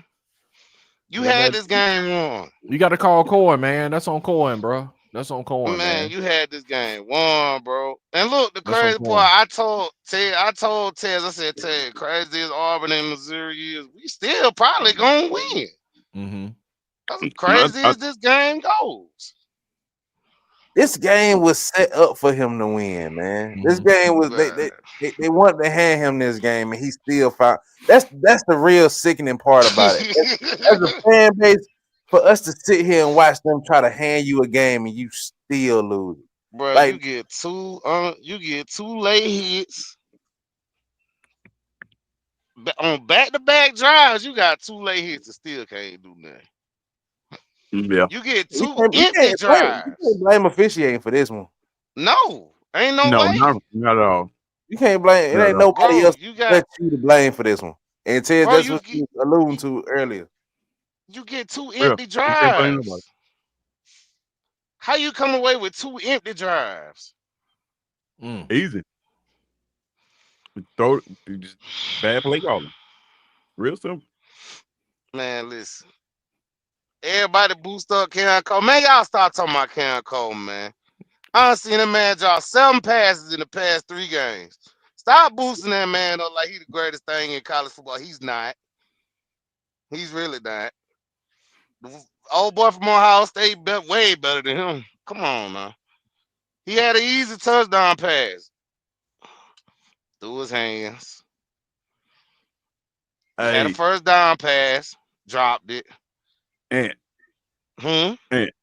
yes, sir. After the Oklahoma game, I asked the question. Now. I said that if that was Jeremiah Smith instead of Cam Coleman, would we have won the Oklahoma game? Touchdown. No. Man, what? No. Man, if that was Jeremiah Smith, he would have had 200 yards receiving with 3 touchdowns. One play in Oklahoma, Cam just gave up. He didn't even try. And everybody want to blame Jackson for the throw. Being honest, Cam Coleman really did. He did a stop and go and laid up on the stop and go. By the time he tried to pick his speed back up, the ball was already on him. He couldn't catch it. Y'all, everybody blame Jackson. Jackson really throwing the ball pretty good. I blame you for it all. We ain't gonna get on that. Y'all, blame you for it all. Hold on. Humble Soul, he said, I can't take it. Humble Soul said, I can't take it. I'm sitting in the room in the dark. Sad part is I gotta go to work in 4 hours, man. So Lord, yeah. Let's get off here. Let me bring in the Auburn head coach at, and then we're gonna get off here, man. All right, I appreciate it, man. Appreciate you, brother. Yes, so for me, I gotta go to sleep and wake up with this still on my heart. So y'all actually get to sleep it off. Yeah, for real. I don't. All right, Auburn next head coach, man. I wonder who this is, man. Go ahead, Auburn head coach.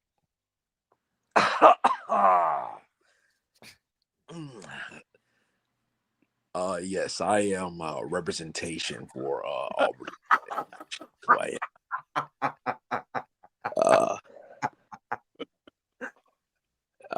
This is actually not Auburn's next head coach. I am just his representative. Okay.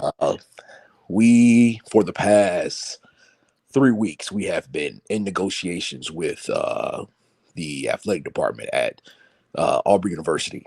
And we will be, I wanted to give you all an exclusive because we want to get this deal done.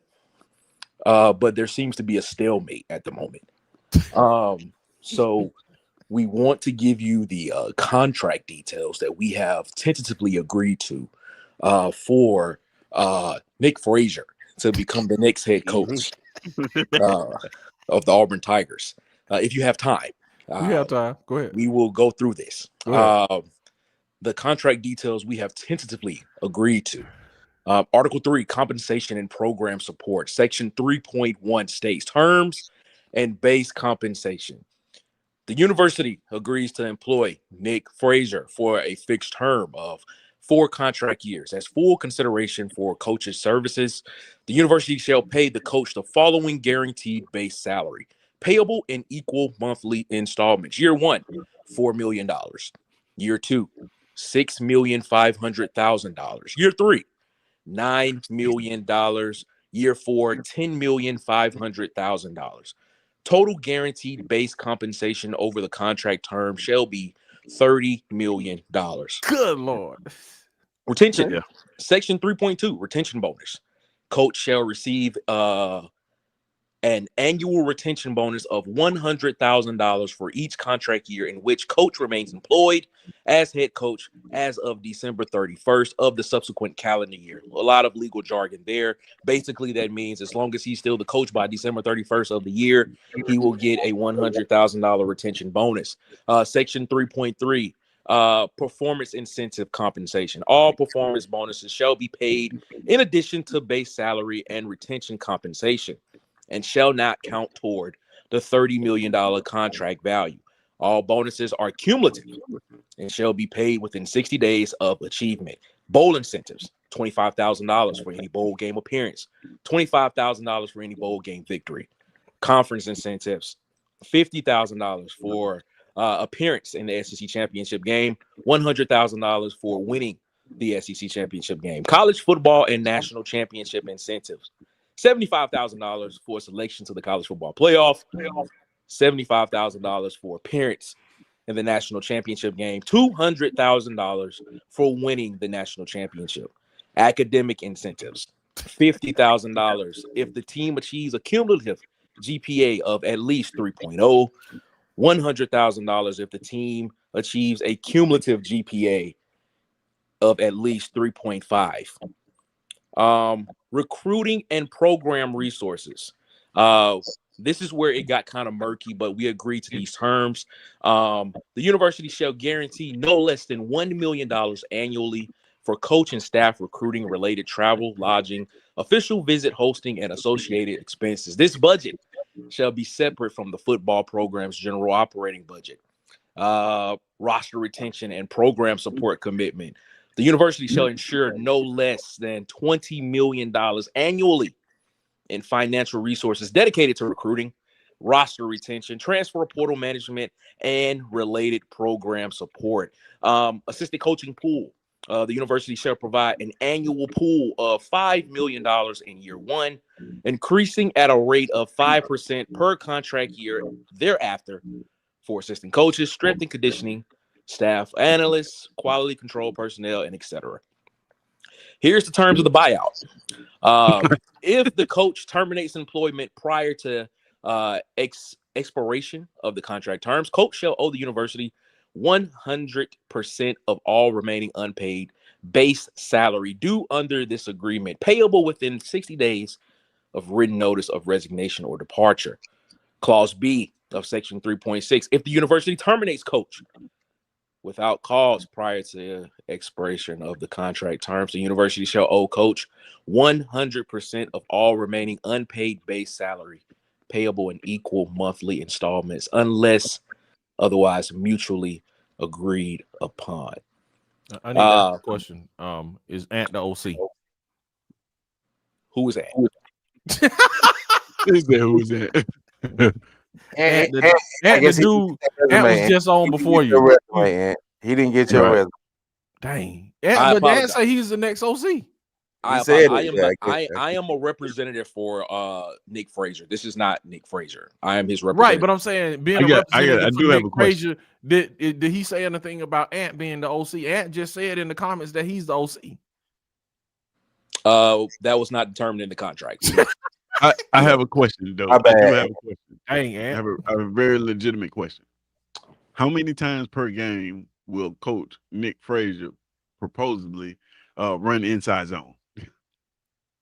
Like I said, I am not Coach Nick Frazier. I am just his representative. If you want to ask him that question, he will be available tomorrow. Hopefully, we can get this contract pushed through, and we will have an introductory press conference soon, announcing him as the next head coach of Auburn football. Okay, since you were representing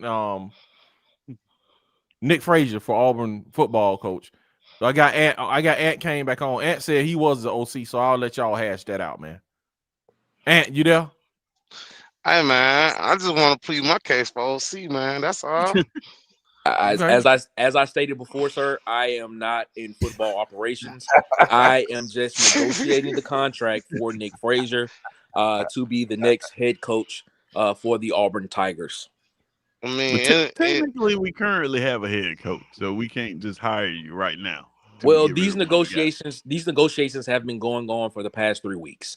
We have just been trying to get this over the line, but there has been a stalemate at the moment, and we are trying to, get some exposure. We reached out to a couple of channels, and they did not want to listen to us, but we wanted to be able to get our name out there because we want to put pressure on the athletic department at Auburn to get this taken care of. Well, okay. What I want, Ant trying to plead this case though. Ant, go ahead. As I stated before, I am not in football operations. I just negotiate the terms of the agreement. Ant on here with you, man. You're not gonna let Ant talk. I am not the football coach. I will not be calling plays. I just negotiate the terms of the agreement, and then all football operations will be handed over to. But you are agent. You are agent. You can be Ant agent too, right? We need some type of proof of concept. That's what I'm saying. Can't be my agent. Right. We hired the last coach like that. All I can say is that Nick Frazier has had a record of having complementary football, offensive football teams and defensive teams. But as I stated, I am here to just negotiate the details of the contract and the terms of the contract, so that if this does go through, he will become the next head coach of the Auburn Tigers. Okay, Ant, anything you got to say? All I'm saying is I don't guarantee I run the ball 30 plus times a game. I'm not going to abandon the run. That's one thing we're not going to do. The game is on the line. My first play is going to be a fade, so that's automatic. You know what I'm saying? I'm pretty sure you may do that, but as stated, I am not. I'm pretty sure you might do that. Hey, coach, I am just the representative for Nick Frazier. In order for Nick Frazier to become Auburn University's next head football coach. Well, Mr. Representative, are you going to keep Durkin as your DC? As I stated, I was not finished reading the contract. Because this is the part of the contract that is something that we had to negotiate for about a good 3 days. There was some real negotiations that went on here. In Article 5, it says program control and non-interference. Coach Nick Frazier shall retain sole and exclusive authority over all football program operations, including but not limited to staffing decisions, hiring and firing of personnel, recruiting strategy, scholarship allocation, roster management, transfer portal engagement, player discipline, and on-the-field decision-making. No representative of the university or any external affiliated entity shall interfere, overrule, delay, or otherwise attempt to influence operational decisions of the football program. That is the language of that section that we agreed to, basically stating that if hired, Coach Nick Frazier will have sole responsibility of the program and no one will interfere. That sounds good, don't it? Yeah, it don't sound like it. I mean, it don't sound too far away from what we already got. I don't think they're gonna let you have full control. They might give you about 65% or something like that, but it's worth a shot. It is contractually bound. This is what we've agreed upon. Once it's signed, if they do that, it is a breach of contract and they can be sued. But I just wanted to put this out there for the Auburn fan base, just to let you know that there has been conversations. And hopefully we can get this done. If you can, please call the athletic department, call John Cohen, call all those guys and let them know that Nick Frazier is ready to become the next Auburn head coach. That's what's up, man. That's what's up, Nick. Can you send a message to Nick Frazier and tell him, with all due respect, I think we're gonna pursue Marcus Freeman. Okay. All right. Well, as I stated, That is interesting. All right. Well, okay. All right. I mean, Well, I appreciate your time. Thank you so much. I appreciate your time. Okay, thank you, Mr. you all have Representative a great Nick night. Frazier. You all have a great night. Oh, hold up, Representative Nick Frazier. You there? Did you leave? Yes, I am here. Where can we find Nick Frazier if we want to talk to Nick Frazier?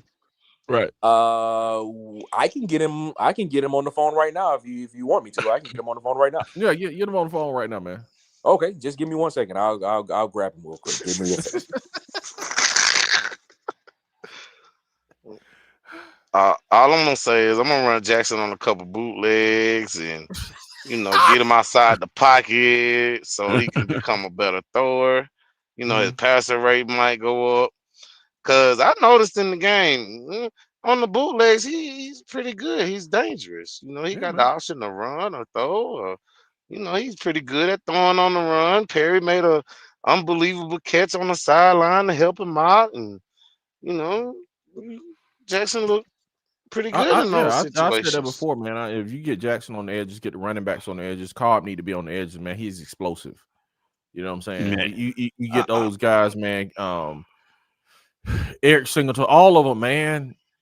Jet sweeps on the edge. I'm high.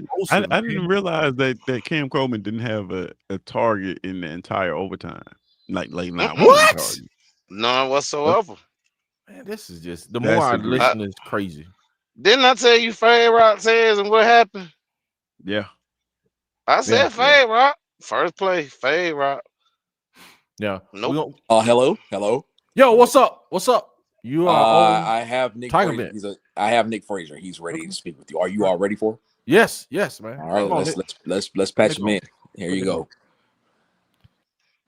Hey, what's up, y'all? What's going on? Hey, what's going on, Nick? What's going on, man? Your representation was just on talking about you, man. What's up? You sound a lot like man. your representation, man. Yeah, man.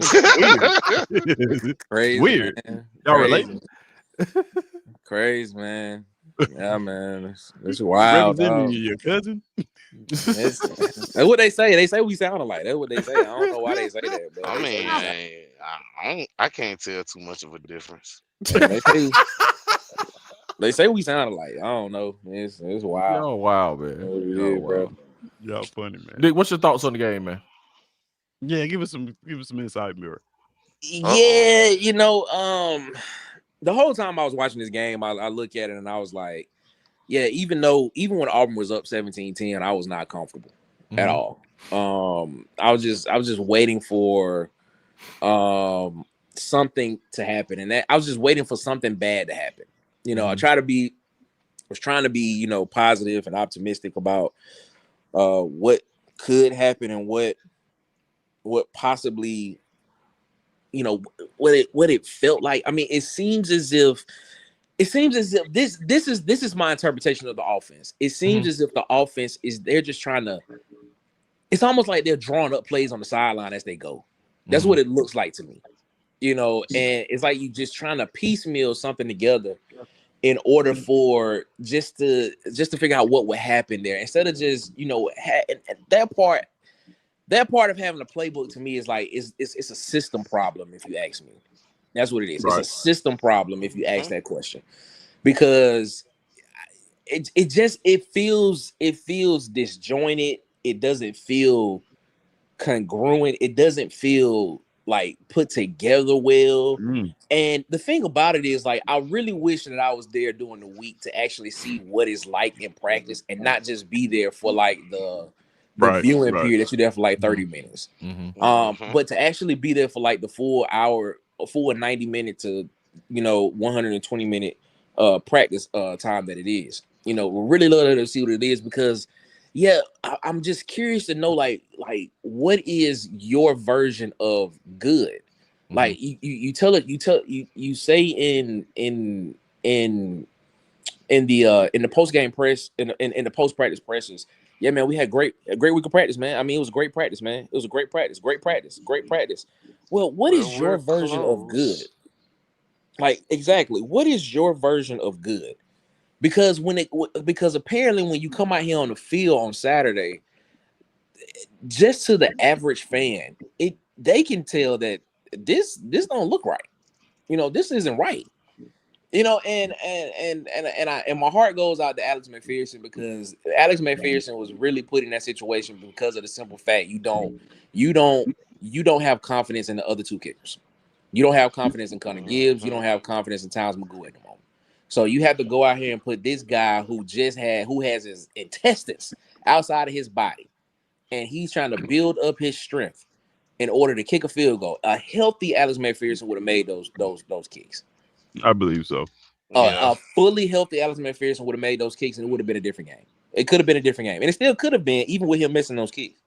But he tried though. My heart goes out to him. My heart goes out to this defense because the defense ball. The defense played, man. They did what they had to do. But when you on the field for 33 minutes and your offense, the offense that you think should be able to come out there only gives you 16 minutes of offense, 16 minutes of time of possession in a whole game, and you on the field for 32, man, eventually you're gonna fall apart. And at moments and times watching that game, I was like, man, the defense is about to give up.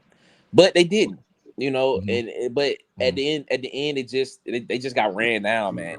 It's not complimentary football. It's not good football to watch. And the people that are on the bandwagon of, oh man, Hugh Freeze is close, it's there, they almost there. At what I want to ask them the question: when it was 17-10, were you confident that Auburn was going to win that game? I want to ask them that question. Like, when it was literally 17-10, were you confident Auburn was going to win that game? I was a little confident. I was not. Nowhere near, because I was not confident, because when you the totality of how the game went and how it was going, like Missouri is a good football team, and Missouri could not really move the ball for real in this game. They could not could not push the ball down the field vertically. So they started pushing the ball horizontally to move the ball vertically downfield. Shout out to Kirby Moore for that. But I sit here and I just look at it and I'm just like, man, we are a bad offensive team and have been for years now. And I'm gonna keep saying it, man. Marcus Freeman should be the number one guy that Auburn goes after on this list, and go get. Even though we have negotiated a contract with Auburn and they, we haven't. There has been no. I mean, communication has stopped. I think it's a fair contract, to be completely honest with you. But Marcus Freeman should be the guy that Auburn should go out and pursue recent relevant success. Recent relevant success is what you need to get, and a big name higher head coach that actually gives you some type of respect in the college football world, because Auburn is losing it day by day and game by game. I don't want no more offensive-minded coaches. Well, Marcus Freeman is definitely a defensive-minded coach. I know. I'll take you. Unless we get Tony Elliott. Now, Tony Elliott's good. I like Tony Elliott. And you might can get him for a steal out of Virginia before they build a complex. But after that, now they're going to treat him like Dabo. He's going to get anything he want out of Virginia. But other than that, I don't want no offensive minded coach. It seems like we don't do good with offensive mind coaching, man. Man, I'm gonna tell you like this. And to be honest, first of all, I want to apologize to everybody that came in to hear the usual analytical Ted's approach to post games. I did not give that, and that's cool. I was fresh off this loss, but I tell you this. I leave you guys with this. We got everything we want in this football game. Everything that everybody has been complaining about, we got it. We gave the ball to Jeremiah Cobb 19 times for 111 carries, 5.8 yards per carry. 111 yards, 5.8 yards per carry. I mean, we got multiple sightings from receivers. Cam Coleman had his first 100-yard game since he's been here. Right. Yep. Well, not since he's been here, but this season. Yeah. We got everything that we wanted, and still in situational moments, our coaching failed us. And I want to look at it a different way. I want to try to find some light at the end of the tunnel for this offense, but I gotta point this at Hugh Freeze, and not only just at Hugh Freeze, the entire offensive coaching staff. Cam Coleman dropping passes is a function of the wide receiver. Is a function of the wide receiver coach. How often are we hitting the jugs machine? You know, because that seems like a problem. He didn't drop passes in high school. He caught everything, and now all of a sudden he's dropping passes. Perry Thompson played every position on the field in high school. He should be getting the football more. You should be able to recognize when you got a player that's on the heater. This guy was playing out of his mind today. That catch that he made on the sideline was ridiculous. Beautiful. Give this guy the football more in this football game. You should be able to recognize that in the game. But of course, we don't. We talked on Water Cooler about Jackson Arnold being clutch and not clutch. I thought Jackson Arnold played decently down the stretch in this game. But one of the things I noticed with Bo Prabula, whatever his name is that they gave him easy reads in the clutch. If you notice, every single pass that Jackson Arnold had to make in the clutch of that football game, and every pass that he completed was something really, really, really outstanding he had to do. That pass to Perry Thompson, you had to fit that one-on-one coverage down the sideline. You know what I'm saying? They asked him to make some miraculous plays. They gave Bo Prabula easy reads in the middle of the field, right? I would love to see Jackson Arnold get some of those. And if he's missing those, then you can tell me, like, now granted, he came out in overtime and missed the easy one down the middle of the field. That right in his face, he overthrew it, and I was like, you got to hit that, Jackson Arnold. But those weren't all game, right? They gave Bo those all game, especially in critical moments. They put receivers right in his face and said, hey, hit this read. They didn't do that for Jackson Arnold. The play calling didn't put the players in position to make good plays offensively. It didn't even lead to good offensive production when it comes to a tight game, right? We talked about it. Ant talked about it. Hey, in overtime, why are we running inside zone right here? It's double overtime. You got these two out receivers on the outside playing out of their mind, especially one in Perry Thompson, who they were giving you one-on-one coverage with because they were rolling coverage to Cam. So, like, why didn't we take shots in the red zone when we had opportunities?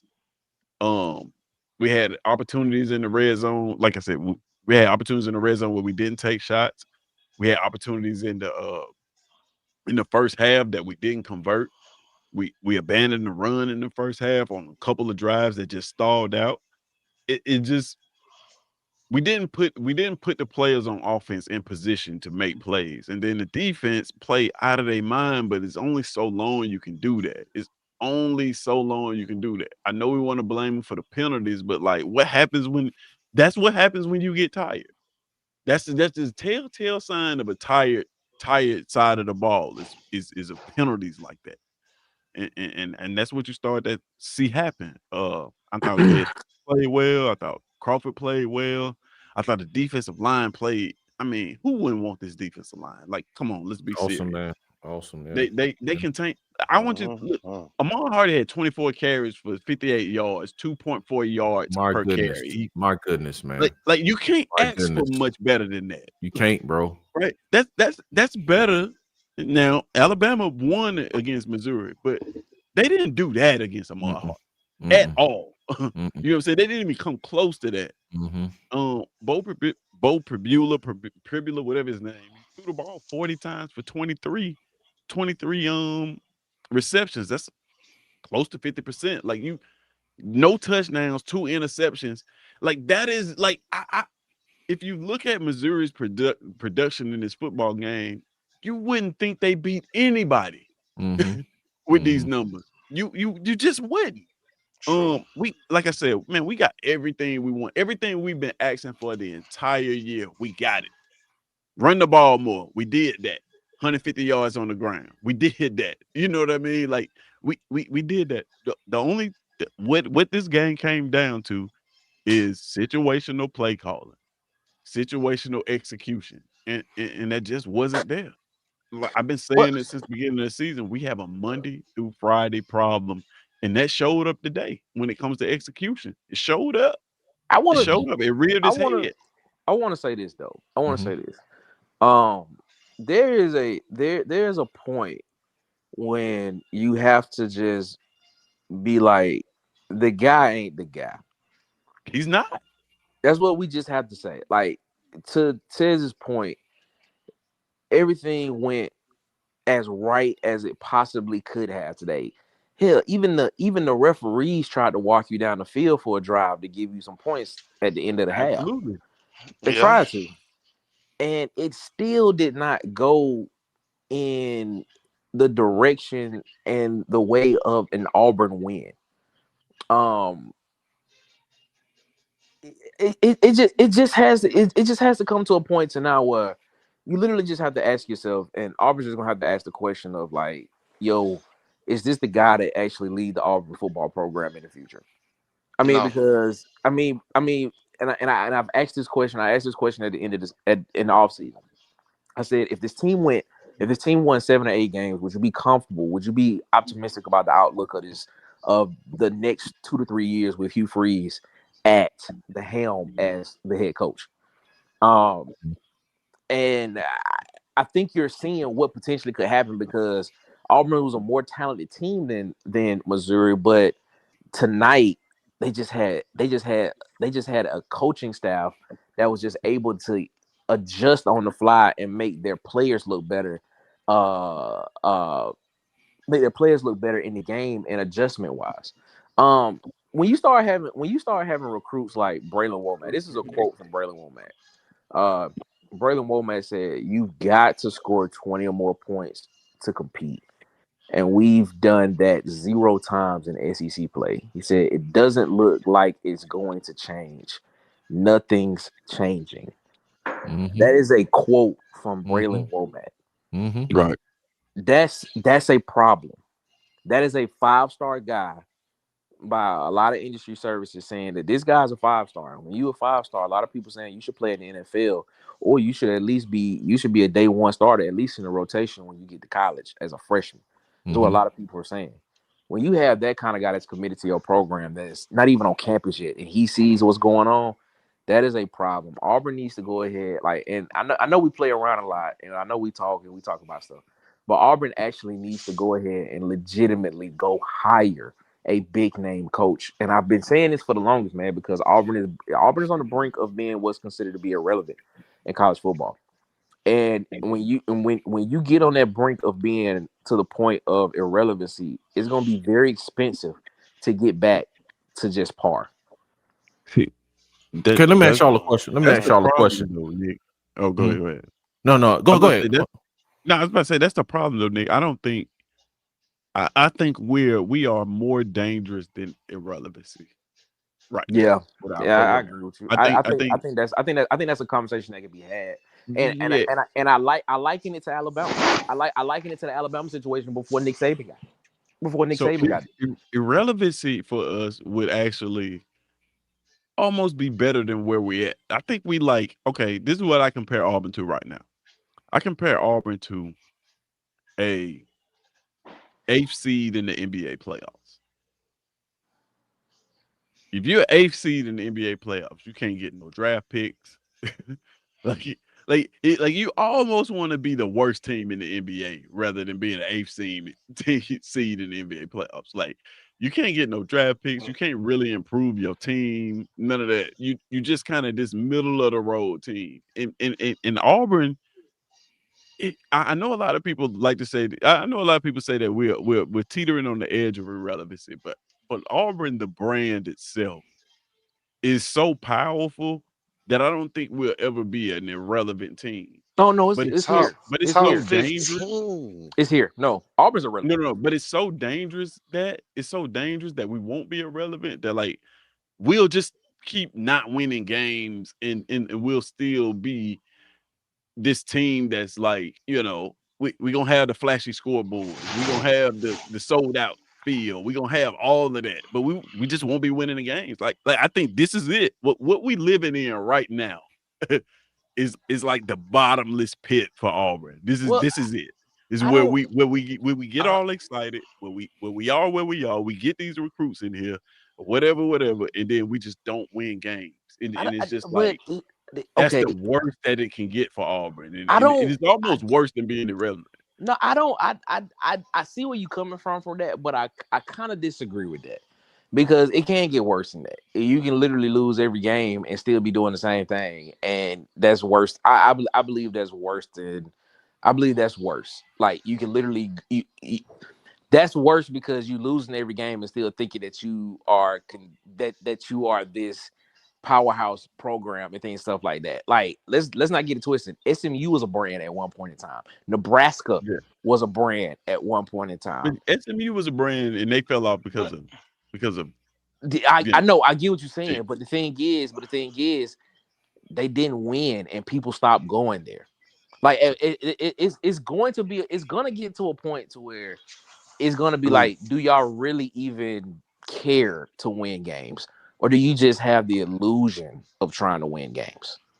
I mean, y'all name some great brands, but bro, we a top 15 overall. That's what I'm saying. It's like overall, like, ain't no pride in that no more. That's what my opinion goes. I'm with Tez, but to add to it, it's like we don't have a pride sense anymore, bro. But here's the thing: if we just fell off the map, let's just say right now, Auburn just fell off the map. Nobody went to the games whatsoever. It wouldn't feel this bad. But we would be able to expect it coming. Like now, it's here's the angle. Here's the angle I'm coming from. Yeah, fans are still gonna show up to the game.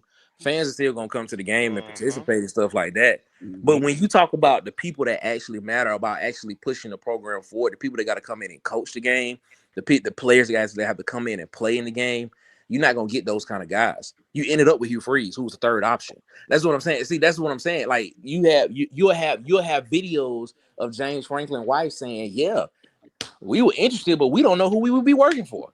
Then you'll have Brent Venables. You'll have Brent Venables, who's considered to be one of the best defensive minds in the country, literally coming out in a press conference saying, "Yeah, I don't know what's going on there, so I can't go there because I don't know who I'll be working for. It's just a messed up situation." That's. I mean, yeah, the fans. But that's already what we always. The fans will always Right. be coming, and the fans will always be there. But what's gonna end up happening is you're gonna sink so much further down that hole that you're gonna probably end up with somebody that's just either just as good as Hugh Freeze, or if not worse, or just a little bit better, and you think you're doing better, but you're not. I think that may help us but out. Bro. The thing is, in order to go and get that big name guy, if you don't go get a coach and literally give them full control, it's gonna get more expensive the longer you wait to get it done.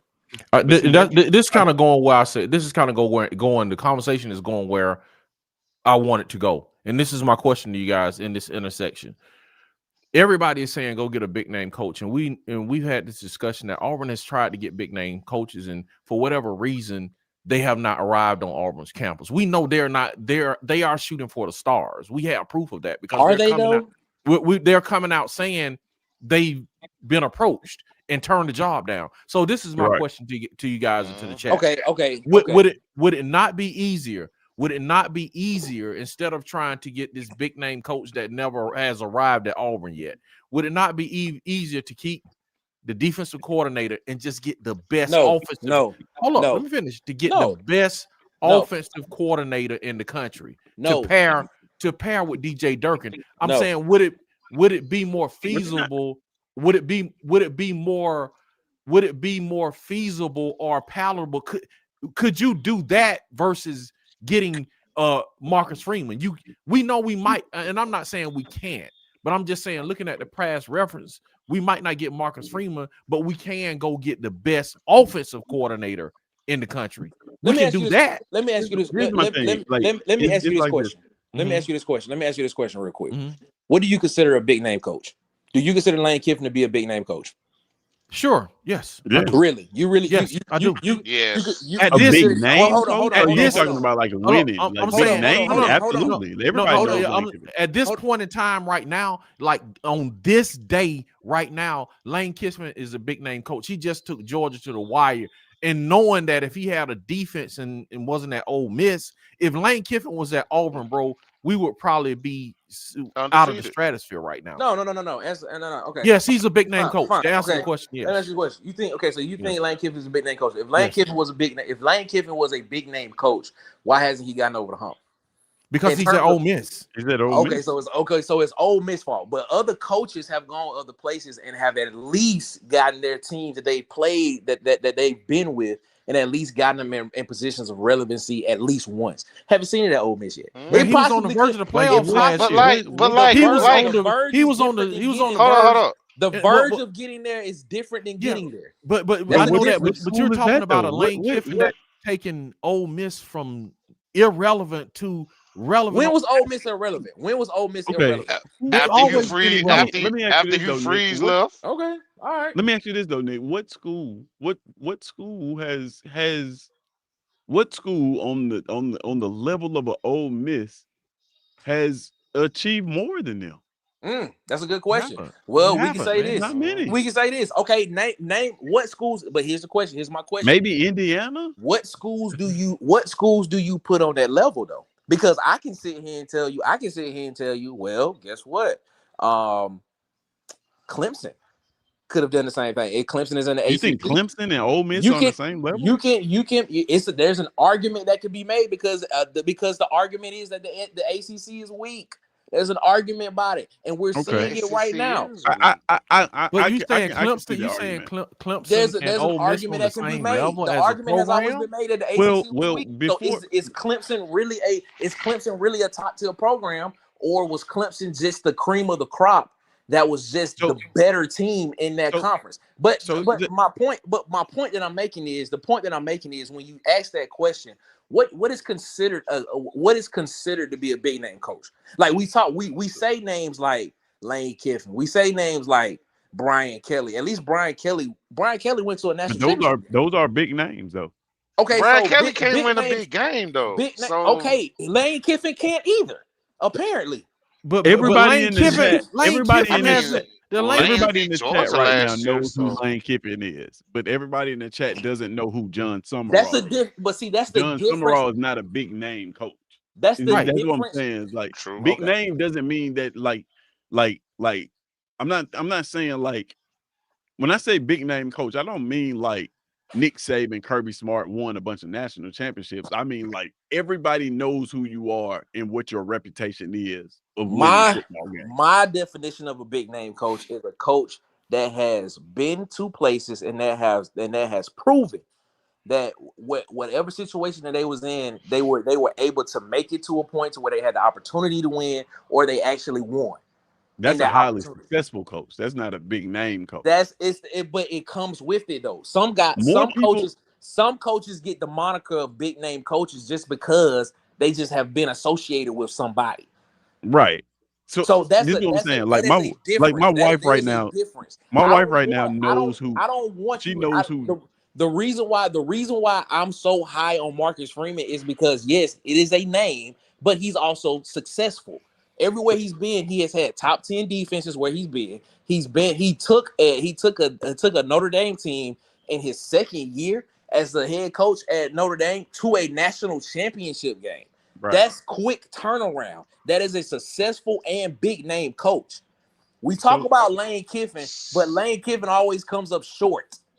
So he's at Ole Miss. Hold on, Ted. Watch this. I wouldn't mind having Lane Kiffin there's a difference because I between. agree with you on the fact that if the resources here at Auburn would probably help him out. Would more than likely help him out. There's a difference between big name and successful coaches because But there are few who are big and successful. Yeah, but Okay, listen so- to what I'm saying. My wife knows who Lane Kiffin is. If I asked her who Marcus Freeman was right now, she probably couldn't tell me who he coached for. But okay, all right. You see what I'm saying? That's even though he's perfectly been fine. successful. That's perfectly fine. That's perfectly fine. Brian Brian Harsin was a successful coach. He won everywhere he went for you. But that's a whole different story. That we went through that already, and we already know why that happened and stuff like that. So this is what I'm saying. Like my point behind saying that whole thing was like maybe Auburn needs to fall off. maybe Auburn needs to fall off to the abyss so that we can stop trying to look for a big name coach and just hire a coach that's good for the culture and can bring success to Auburn football. You have him right now. You have him there right now, and he's not doing anything. He's apparently No. We good for the don't have culture. him in there right now. We He's went apparently and hired good for a the culture, name though. because he had won before. But he's apparently good for the culture, though. The culture that everybody, all fans associate with Auburn. He's cool with the boosters. He's cool with the administration. He fits in politically around the circles outside of college, outside of the football stuff. But he ain't winning. So my thing is, why do you need to go get another person like that? Because your captain just think about it like this. You look at a program, and I hate to bring up this dude because he's in the news now. But like you think of a program like Indiana, right? Auburn would have never hired a Kirk Cinetti. Would have never hired a Kirk Cinetti fresh off of being a wide receiver coach at Alabama. They would have never done that because he hasn't proven anything. He hasn't done anything in college football up to that point. He was not a big name coach. He was not even a successful coach. He was unproven. But he fit what they wanted to do as a program. They were at a state as a program where they are looking for guys who can come in and take the program to the next level. They're not they knew they couldn't get a Lane Kiffin. They knew they couldn't get a Marcus Freeman. They knew they couldn't get these big name coaches. What they could do is go out and try to find a guy that was going to be good for their program and take it to the next level. I think that's what Auburn needs to do. I think the next successful coach for Auburn is going to be a guy we probably have never heard of. This is why I say stuff like when I say like Brian Harsin was probably a pretty decent coach for Auburn if they'd have given him a chance, because he wasn't that name that just like everybody knew. He wasn't that. We got to get out of that point. Like I love Marcus Freeman, but everything is about fit, and there's no guarantee that Marcus Freeman is going to fit down here at Auburn. But right? the thing because is, he won a bunch of games at Notre Dame doesn't mean he fits well here. But this is what we got right now. We got a coach right now that won 10 games at every stop that he's been at. Every single stop he's been at, he won 10 games. Auburn has not tried that name. Name what coach before they came to Auburn can you legitimately say was a guy that everybody knew? Let's go through it. Tommy Tuberville, was he a guy that everybody knew? He came from Auburn. I could say yeah. Gene Chizik came from Iowa State. Now he was a defensive coordinator. He won a national championship. He was a defensive coordinator. Yeah, he won a national championship. Nah, Cam won that title, man. Cam won that title. Let's just be real. Gus Malzahn was the OC of that national championship team. I agree with you because people don't realize we have conversations offline about Brian Harsin, and you know how I feel about Brian Harsin. Everybody knows, everybody on this panel knows how I feel about Brian Harsin. I love Brian Harsin. I thought Brian Harsin was the best coach for Auburn. To be completely honest with you, I just think the outside stuff just didn't fit. It did not fit in that situation. But we haven't tried that. Auburn has not tried that. Auburn hasn't went out and got a Marcus Freeman. Auburn hasn't went out and got no, man. Again, we go back to this, man. I don't think Auburn is not trying. Yeah, sometimes I don't believe think that's like the case, man. I say that not because I'm guessing, but I'm listening to the coach say he turned Auburn down. The coach at Oklahoma turned Auburn down. Yeah, but he wasn't. But he was not a head guy before. That he would have been successful here. He wasn't a head guy before. Like sometimes when you hit rock bottom as a program, one thing about hitting rock bottom is like when you hit rock bottom, even in football and in life, it gives you permission to go do things that you wouldn't normally do. You go look at people that you wouldn't normally look at, because I am at my rock bottom in here. I have to take what I can get. I have to actually evaluate these guys. I can't just go off of they won this, they won that. No, once you hit the bottom, it's like now none of these big names would come here when we at rock bottom. So like, okay, I get what you're saying, Ted. You see what I'm saying? Now no, I totally understand what you can evaluate these guys. And you can get a name that actually fits your program.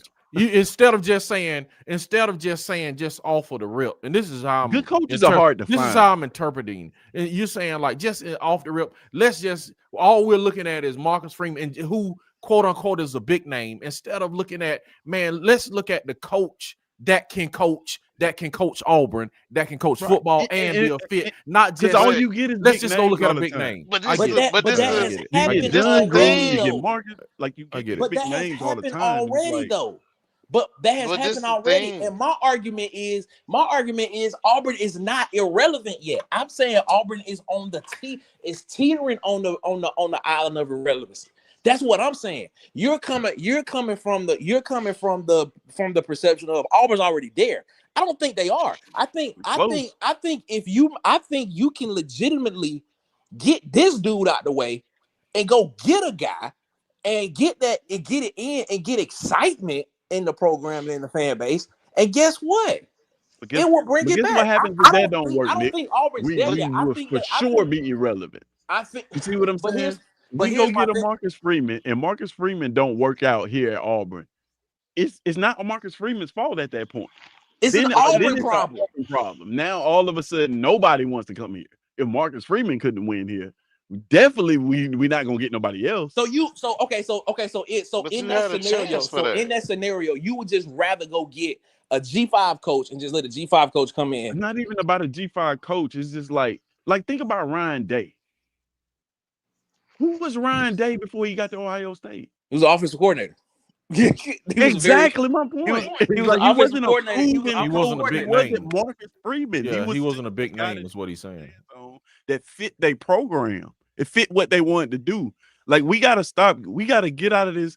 I think what happened. I think what's happening. What has happened in the SEC, if I'm not mistaken. But what I'm saying, I think what's happening in the SEC is Nick Saban has us spoiled. Nick Saban coming into Alabama with that national championship and being this huge name and it working out for Alabama has everybody thinking that you got to go out and get this guy to be your coach. That's not what it just fit that way for them. That's not what I'm saying, because what I'm saying is, and like I'm gonna say it again, I don't think Auburn is irrelevant. I'm saying if Auburn does get to the point of irrelevancy, you're gonna want to go get that guy, and when you go get that guy, it's gonna be expensive to get him. It's the same thing as if you're getting it's the same thing as getting the guy that before his 5th year option, you extend his contract, you pay him $192 over 4 instead of paying him $230 over the next 5. So you saving $38 million instead of paying a tax. You even brought up Clemson. What was Clemson before Dabo Swinney? What was Dabo Swinney before Clemson? Nothing. Clemson was that's what I'm saying. It's not just about getting a guy that just has a name.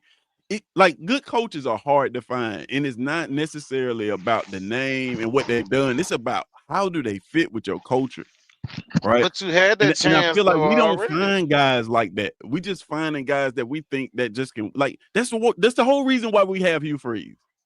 The coach. This is why I disagree with you. I disagree with you saying the culture. I think the coach sets the culture of the program. That's what I'm thinking. I think the coach sets the culture of the program. I really do. Once you hit rock bottom, but the coach at Auburn is the coach at Auburn. But what I'm telling you is we ain't there yet. I'm saying we teetering there. And I'm telling you, if you get this man out the way right now, you potentially get to the point to where you don't hit that part. I don't think Auburn is irrelevant yet. I see what you're saying. What I'm saying is if this keeps going, yes, it will get irrelevant. Because every coach that you're talking about Brent Venables. Everybody know who it is. Brent Venables was a DC. He was a hot coordinator. James Franklin was a head coach at Vanderbilt. He decided to leave the SEC to go to Penn State. Now apparently people want him back at Auburn and stuff like that. Other coaches that have come through, they have all been G5 type coaches that have come through. Auburn has never went after a guy that was the head coach.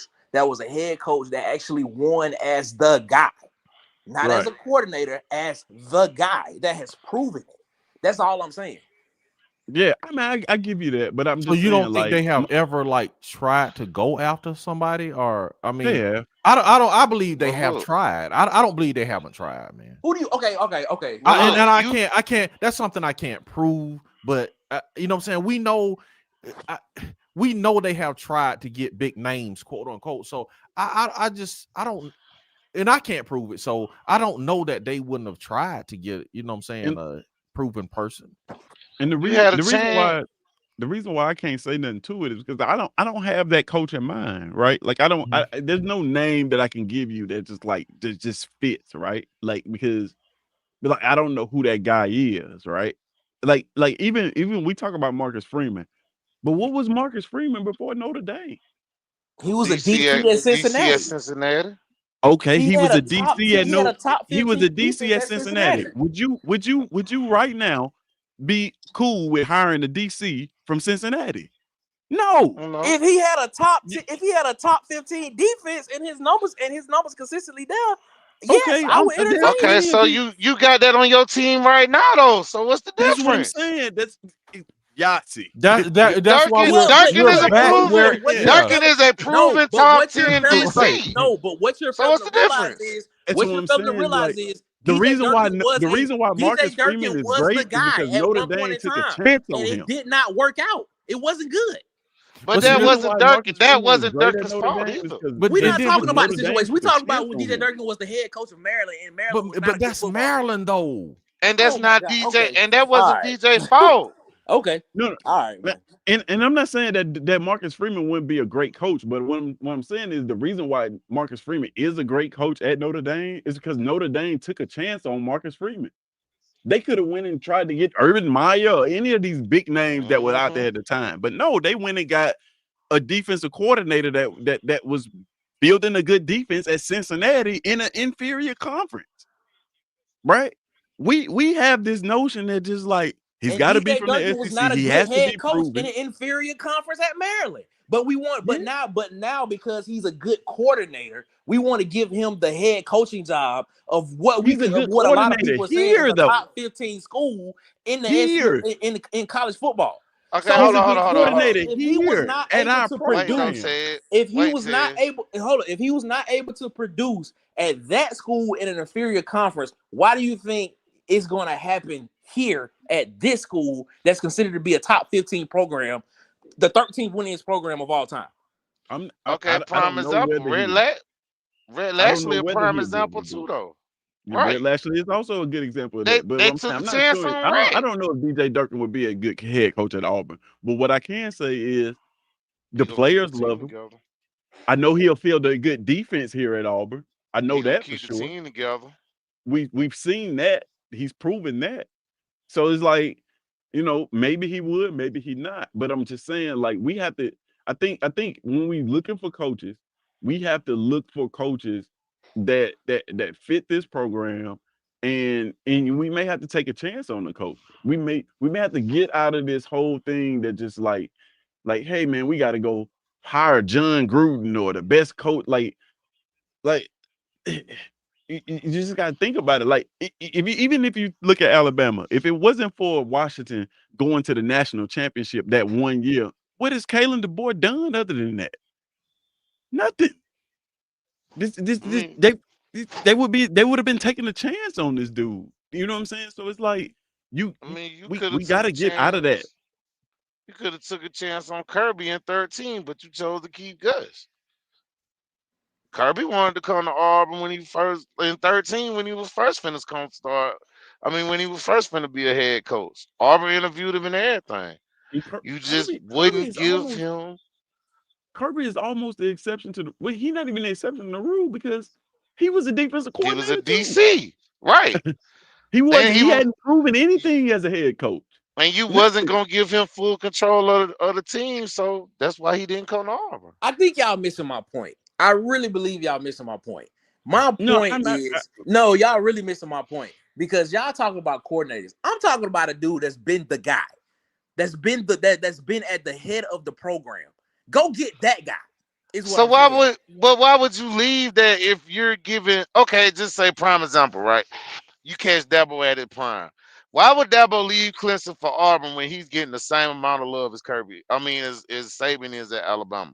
That wouldn't make no sense. I don't know. That's the question. That's the question the Sexton. old man is asking. The old man is asking. He said, "Let's have this conversation. Why would Freeman leave a top 5 program to come to Auburn?" Right. Is Notre Dame considered a top 5 program? Yes.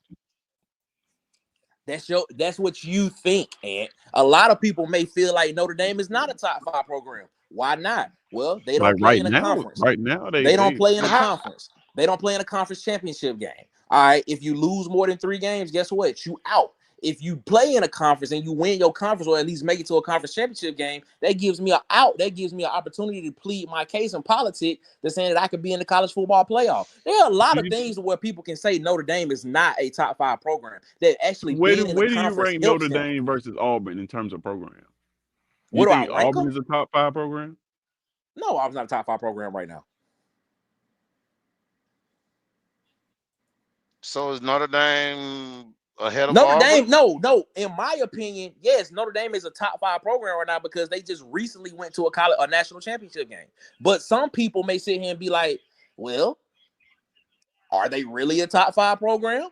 Because do they play in a conference? I don't stuff like that." People may say. I guess what I'm saying, Nick, is like I want to see us actually go out and evaluate coaches and hire a coach based on evaluation and not just based on he's a name that's a famous name that everybody's going after right now, because that never works. It just doesn't.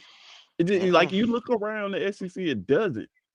It doesn't. When these coaches, like we had Will Muschamp as our defensive coordinator, that was probably one of the worst defenses that we fielded. And they did great for recruiting. It did great for recruiting. Yeah, the first year, when Will was there, I know what he's talking about. Hold on. What year you talking about? Are you talking about like in 2015, or are you talking about like in 2003, 4, 5? Because them defenses. No, I'm talking about 2015. I ain't talking about it. Oh, okay. I was about to say, man, he just came off. But think about this now. Think about what you're saying. In 23, 4, and 5, who was Will Muschamp at that point? He was a DC for Auburn. That's what I'm saying. He hadn't proven anything at that point. But the thing, when we got him in 2015, he was coming off being a head coach. Yeah, he was coming off what? You see what I'm saying? He was a big name. It was like, man, we got Will Muschamp as our DC. Are you serious? Coming from South Carolina, wasn't like, no, he was coaching at Florida. He coached at Florida. But the thing is, that was Mullen. Yeah, he was coming off South Carolina when we got him. That was Mullen at Florida. Yeah. Yeah, he was coming off South Carolina. Yeah, you're right. South Carolina. My bad. But when he got here, we was excited. But then when he got here, it was like, yeah, we could have did better. He did good for recruiting now.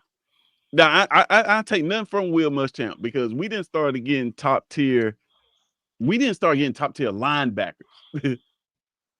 You know what I'm saying? Until the Will Muschamp effect came. But like overall, that defense was it left a lot on the field. Like it just wasn't. That's what I'm saying. It's no exact science to just because this guy is a big name that he's gonna come into Auburn and be successful. And it just never works out that way. Even around college football, it never works out that way. It never does. When these big name coaches go to other schools, they don't really. It doesn't really pan out. Just like it's not an exact science like Urban Meyer. Urban Meyer left Florida and went to Ohio State and won that championship. Nick Saban.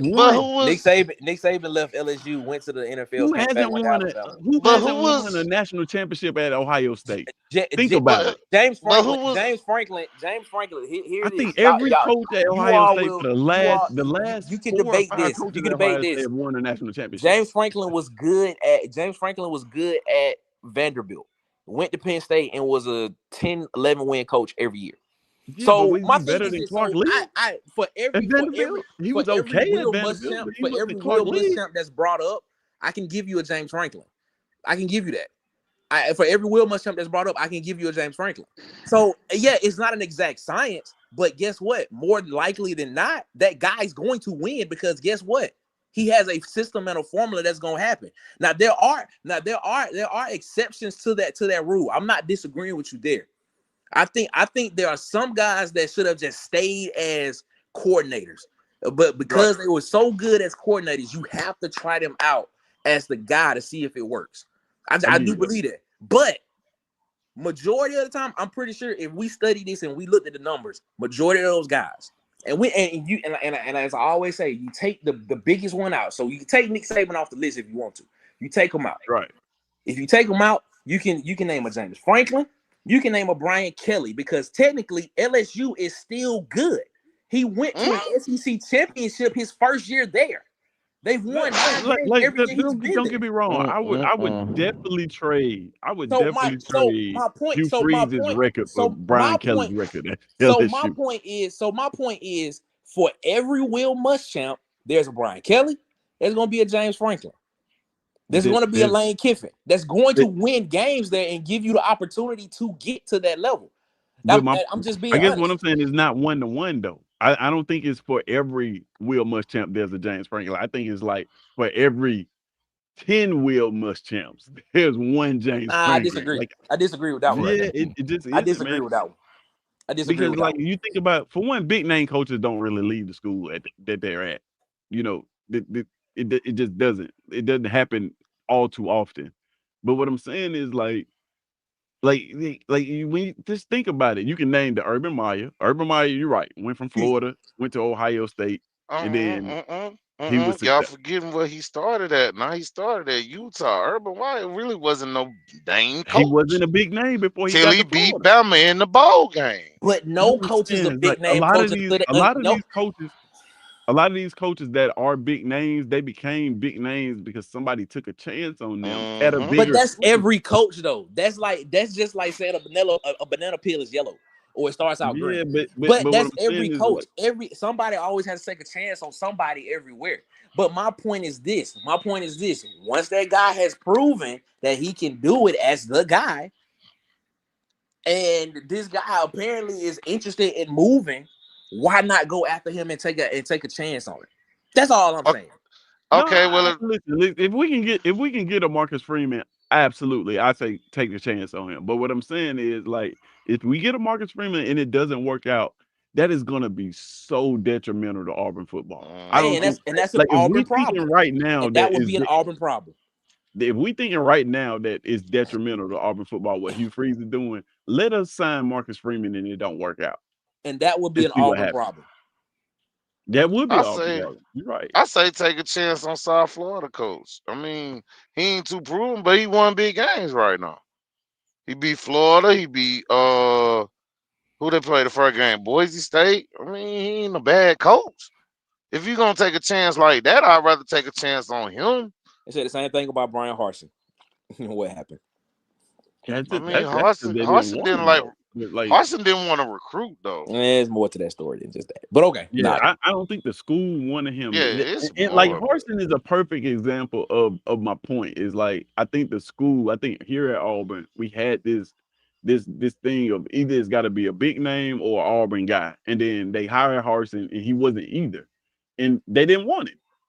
They didn't give him an opportunity. With given an opportunity, he probably could have been successful, but we would never know that because they didn't.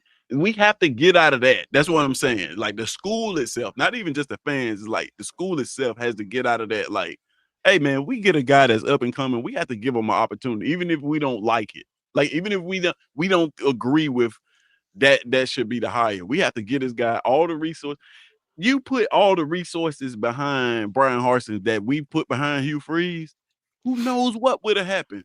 Hey, the man started what? 6-0? Yeah, he started 6-0. You see what I'm saying? So, like, man, they've opened up the checkbook to Hugh Freeze. A lot of people talk about Hugh Freeze, right? And I get it. He's not doing well right now. But Hugh Freeze was like the hottest name in coaching when we hired him. Everybody was trying to get this dude from Liberty. That's one of the things that we forget. And we do that all the time, especially with players. Jackson Arnold, he ain't it, right? Okay. But I don't know if y'all remember when Jackson Arnold hit the portal, everybody wanted Jackson Arnold. When Jackson Arnold came out of high school, he had tons of offers. I disagree. I think Jackson Arnold pretty good. For real. It's just you're not running nothing for him. But I guess that's the point I'm trying to make. It's like, man, like a lot of these coaches, a lot of people want it. Hugh Freeze could have been at a lot of different schools. He could have been mediocre at a lot of different schools. We just paid him the most money. He wanted to come here. You know, so it's like, man, do a legitimate coaching search. That's why when Alan Green hired Brian Harsin, he said, "Man, I went out and got the winningest coach that I can find." Oh, hot tub contract. Lord have mercy. That was a little weird. I ain't even gonna lie. That was but I'm weird. Just saying, like, at least I knew that my AD was like doing research and not just saying like, "Oh, this guy's a big name. Let's go hire him." Like he's actually doing some sort of research and saying, "Hey, this guy's won here. He's won here. He's won here. He's had this. He's had this. He's won here." And I feel like, and I think Cohen is kind of along the same lines, hopefully. But I think that's the approach that we should take. It's like, man, let's find somebody who's like, you know, and just to be perfectly honest, like I'm not confident in our ability to hire Marcus Freeman. Not that we won't have the money, not that we can't pitch him. You know, I think we can do all of that as well. But like, you know, I think it'll be a situation kind of like what happened with Brett Venables. It's like, man, who am I answering to? Right? Yeah. It's like, who's gonna be my boss? Wow. Right? Yeah, So that was discouraging. other than just like, you know, we have a culture problem within the athletic department that, like, man, you know, a big name coach looks at us and like, I don't know about that. Am I gonna be under the AD or am I gonna be under the boosters? I mean, that's really the problem right now. Wow. So yeah, I'm just I don't know. And this contradicts me because I've always said, like, man, why are we hiring these mediocre coaches? But then, like, when I look at the state of the program and I look around college football, it's like, man, you got to take a chance on some of these guys. Like, all of the coaches that we name right now are in their place right now because that school right there took a chance on them. Marcus Freeman was a defensive coordinator before Notre Dame took a chance on him. We hired. What's crazy though, just like someone said in the chat, I think it was true. Who said it? Someone said it in the chat. They was like, Marcus Freeman was a defense coordinator at Notre Dame. In the same situation we're in. It's the same thing with Ryan Day. He was the offensive coordinator at Ohio State. But so it sounds like it sounds like DJ Durkin. Right. You see what I'm saying? Right. It sounds like DJ Durkin. Is, man, Durkin was not a great head coach. He was 10-15. But I agree with that. But that's about a better record than Hugh, though. Come on now, let's just keep a spade a spade, I'm bro. just saying though, it does align. It does align with your Ryan Days and your Marcus Freeman's. The situation they were in, they just elevated them. And I'm not caping for DJ Durkin. I'm just saying, it is the same. The parallels are there. Yeah, is what I'm saying. They didn't have a track record. Those two guys didn't have a track record of actually being the head of program somewhere else before. I can clearly go back and look at what DJ Durkin did as a head coach at Maryland, and I can. But it's at Maryland though. Okay. Listen, all right. Listen, I do want to say this, Auburn. Just go ahead and fire Hugh Freeze so us content creators can make amazing content because this conversation is amazing. Right, it is, man. It is. That's a good conversation, so man. We can talk about this. Yeah, it is a great conversation, man. For real. I mean, I'm enjoying listening to the conversation. And Nick, I was telling them earlier when I came on. I was telling them, man, tune in either tomorrow or Monday, man. Put your notification on, subscribe, and everything because I'm gonna drop the interview I did with Blaine Crane. I looked at this interview the other night I did with Blaine Crane, and I wasn't able to drop it when we did it because they when TikTok and CapCut and all that stuff went down, I wasn't able to edit it out, right? So I went back and watched it, and I'm glad I couldn't because he made predictions about Auburn's whole roster. So you gonna want to watch, man. I was floored, dude. I was floored. It was just, you got to watch it to the end because, and I will say, the dude was like shooting jumpers, like falling away, hitting all of them, bro. When I looked at his prediction for Auburn, right where we are right now, the dude prediction for every unit on the team, bro. I was floored, man. So you got to watch it. I'm gonna drop it though tomorrow. Hey, I ain't even gonna lie. Now, Mike McKinney put up probably one of the most important points is they all inherited winning programs, though. That makes sense. That's so what I'm saying. It's not like Marcus Freeman got there and they was us. Yeah. I mean, Brian Kelly took him to the playoffs. He was, and it's not like Ryan Day inherited Ohio State and they was us. Yeah, because it's like, and that's what and I agree with Nick. The only thing, that's what I'll say, like with DJ Durkin, the only outlier is Maryland is a program that's not good. So it's the same way, the same head coach that was the head coach with Marcus Freeman is now at Wisconsin, and they are trash. But he took that program to the national championship game. I mean, to the playoffs.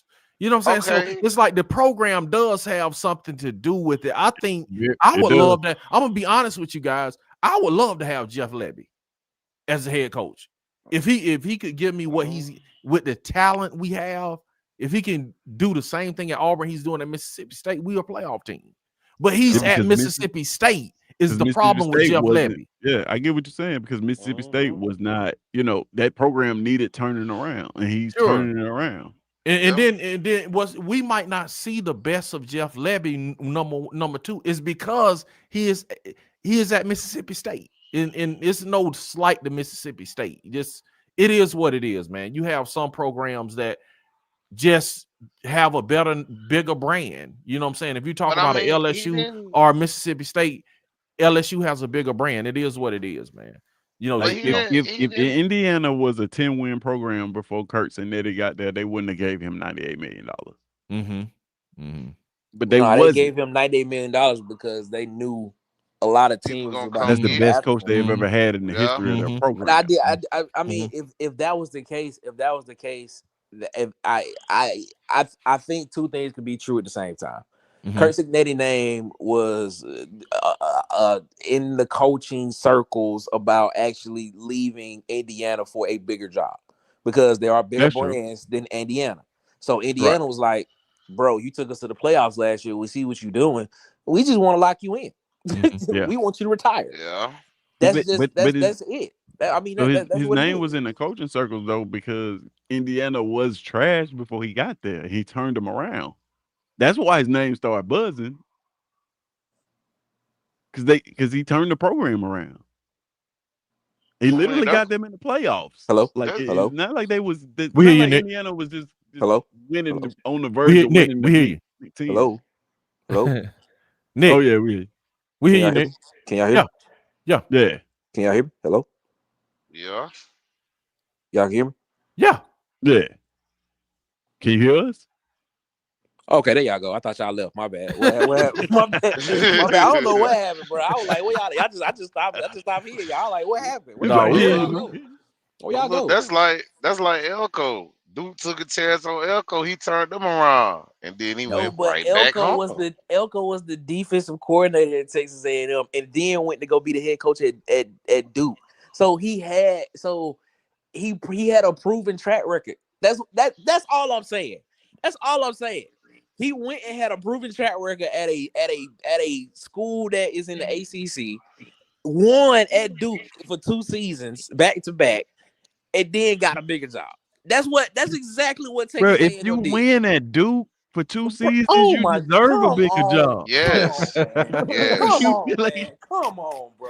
Just like you win it, you go to a basketball school and win 2 years in a row, you deserve a bigger job. We say finding coaches is hard, but then we see him be like, he won at Duke. Man, he won in college. He won in football. Winning in football is hard. Come on, man. Let's just be real about that. I know, I give you that, but I'm just saying, it's like, bro, it's certain schools that if you go to and you win, other schools gonna be look at you and be like, man, you won there. Okay, I gotta give you a try. I got to give you a try. Okay, all right, fellas. All right. That's one of the reasons why Lane Kiffin is such a hot name right now. Yeah, man. He's winning at Ole Miss. Yeah.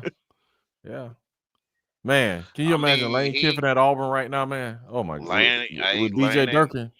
Lane ain't lost on him now. I mean, he ain't won no less than 9 games at Ole Miss since he been there. Yeah, man. Since his first year. So you got to think about it. You got to think about this. Like, Lane had a lot of baggage when he got to Ole Miss. Oh yeah. You know, it's not like Ole Miss was a job that just like, you know what I'm saying? It's like there's a reason why Lane Kiffin is at Ole Miss. It's not like, you know what I'm saying? This isn't Alabama or Georgia, any of those schools. This is his easiest. This is like the lowest hanging fruit he could get into the SEC with. Is at Ole Miss. He had a bunch of baggage. There's a lot of schools that wouldn't touch Lane Kiffin. But Ole Miss is a school's like, hey, we'll take a chance on this dude with all this he got going on. He So comes there, look, turns the program around. And so then look, now, bigger job is on the horizon. since you say that, Tiz, do you think they looked at Auburn in that manner too, though? That's my That's a point. good. That's how I started this. That's my point. It's like, man, we need to fall off. So we can have permission as a fan base and as a school to go get a coach like that. You know what I'm saying? To go find us a coach that may have some baggage, that may, you know, it's like we got DJ Durkin because he has baggage and the whole Maryland thing went down. We don't want him, of course, but it's like maybe that's what we need right now. Maybe we need a coach that's on his second chance, that is learned a little bit, and you know he's proven that he can be a part of the culture. He inherits this program, and next thing you know, 10 games a year. Yeah, what I don't know. I don't know the answer. Beggars can't be choosy. Yeah. I don't know the answer to this. I could be wrong for sure. That's what I'm saying. But I'm just saying, like, man, at this point, like, we can't be. I know we want to shoot for the moon. Absolutely, I'm all for that. But it's like, realistically, how often does that work out for anybody? I mean, if you shooting for the moon, though, who you think gonna leave where they at right now? Besides Dabo. That's why, and I know no one agrees with it, but that's why I said it might be easier to just keep a DJ Durkin, and then you can go get you can go get the best OC out there. You can do that. We know you can do that because that's just probably gonna be more so. You got personnel. That's a money thing. And please don't say Gus, cause no, I didn't say Gus, man. They figuring him out right now. But even they were losing to Stanford earlier. Really? Did they win? Really? I don't know. I think they end up winning. I ain't checked that score yet. Yeah. Mike McKinney said prime. I don't think Dion. I mean, I really don't think Dion will be a good fit here, bro. Like, just being honest. I mean, they ain't gonna be with everything he with. Yeah. Everybody that's heard me talk know I got mixed feelings about prime. And it's like I will say this. Every single time that Prime has fielded a team and played against a team that has equal or better talent, he's lost. At Jackson State, he did the same thing. While he was at Jackson State, he had better talent than everybody. He played in the Celebration Bowl where the talent was even. He couldn't win it. He got to Colorado in the Big 12. Well, in the Pac, let's start off with the Pac-12. Pac-12, he won a couple games at the beginning. Then, as soon as that schedule started to get tough, he started losing. You go to the Big 12. He won all the games that they had better talent than. As soon as the talent was even, they lost.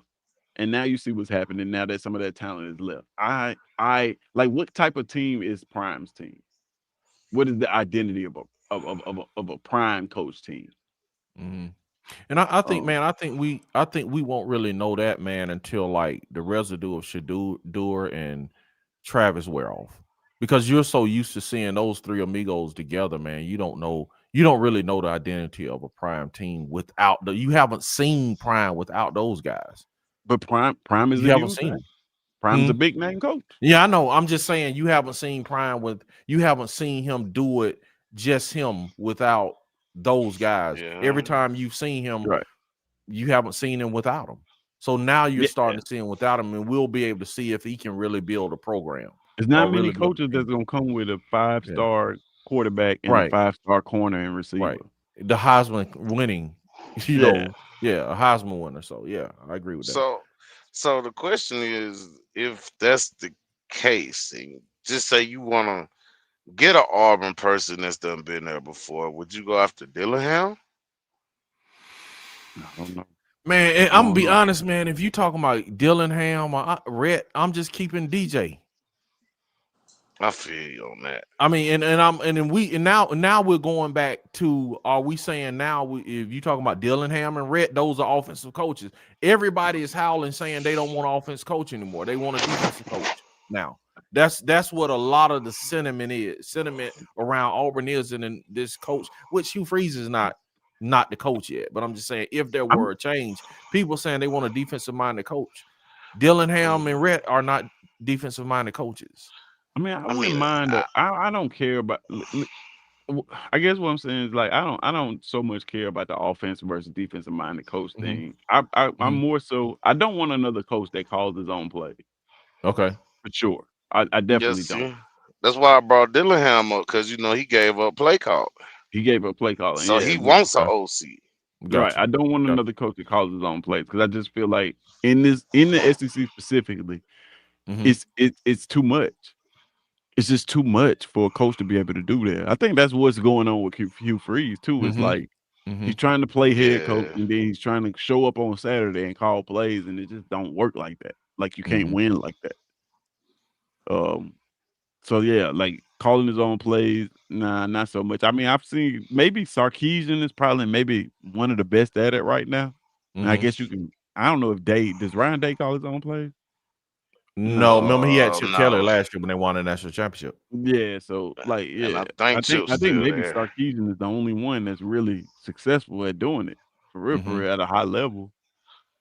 And it's like, Well, do you go after Sark? Because word at Texas, man, he's not looking too good right now. I don't know. I'm just saying, Sark is one of my favorite coaches, because I feel like he's winning at life for multiple reasons. We don't gotta get into that. I feel like the man's doing well for himself. Is all I'm saying. Yeah, I say he said old man said Kiffin's called his own plays. Yeah, he does. Kiffin calls his own. Yeah, okay. Yeah, you're right. But Kiffin's like he like that kid that Kiffin, to me, when in terms of college football, is like that kid in school that you could just spit out numbers to, and they can tell you what they equal when you add them up. Like 7,414 plus 611. Yeah, he spit out the numbers. We're gonna answer these. We're gonna get out of here, man. Huggy said, he said, here's a good question. If you don't cut Durkin and you get another head coach, does he keep Durkin? Yes, that should be in the contract. Durkin goes nowhere. What about he said Lincoln Riley? I don't think Lincoln Riley is going from USC, man, because they doing all right this year. I just don't like Lincoln Riley, but if he was the coach, I'd cheer for him. But yeah, for sure. I just don't like the dude. Yeah, I mean, where Lincoln Riley goes, seems like the defenses disappear. Because think about how Oklahoma looked when he was at Oklahoma. He leaves and look how Oklahoma defense look now. He got to USC and look how USC defenses start looking. So, that's the problem. It seems like a culture thing with Lincoln Riley, man. You want to, that's what it seems like. He get to Auburn, we might not have a defense again. He said, I've been to Bowl, this beautiful place, but you can't recruit at a high level there. Yeah, man, you got to think of, man, how far people have to go to Boulder, especially if you're talking about from where Prime is from. He's from the South. He's from Florida, man. If he wants to recruit Florida, look how many schools they have to jump to get to Boulder, bro. That's a long way. For the life of me, that USF job was available. Yeah, when he went to Colorado, I still don't know to this day why he didn't take that job. Yeah, that would have made more sense. I think that would have been great for him. Yeah, that would have made more sense, man. Tez, what can they find you at, my man? Man, you can find me at It's SEC Season here on YouTube. You can find me there on all platforms, actually. And man, tune in Tuesday, because if you watch football today, you know that this ranking show on Tuesday is gonna be amazing, man. It's gonna be very, very interesting. So I think we got one undefeated team left in the SEC right now. I think so. Yeah. So this is gonna be an interesting one, man. Yeah, check us out, man. At It's SEC Season, Tuesday at 6:30 for the ranking show. Got more content coming too. So yeah. Check it out, man. At It's SEC Season. You see it on the screen right there, man. Go ahead and go over there now, man. Just go ahead and subscribe, man. They have a great show. Tez has a great show over there, man. You don't want to miss it. Nick, what can they find you, man? Other than, you know what I'm saying, doing the game live during the week, man. What can they find you?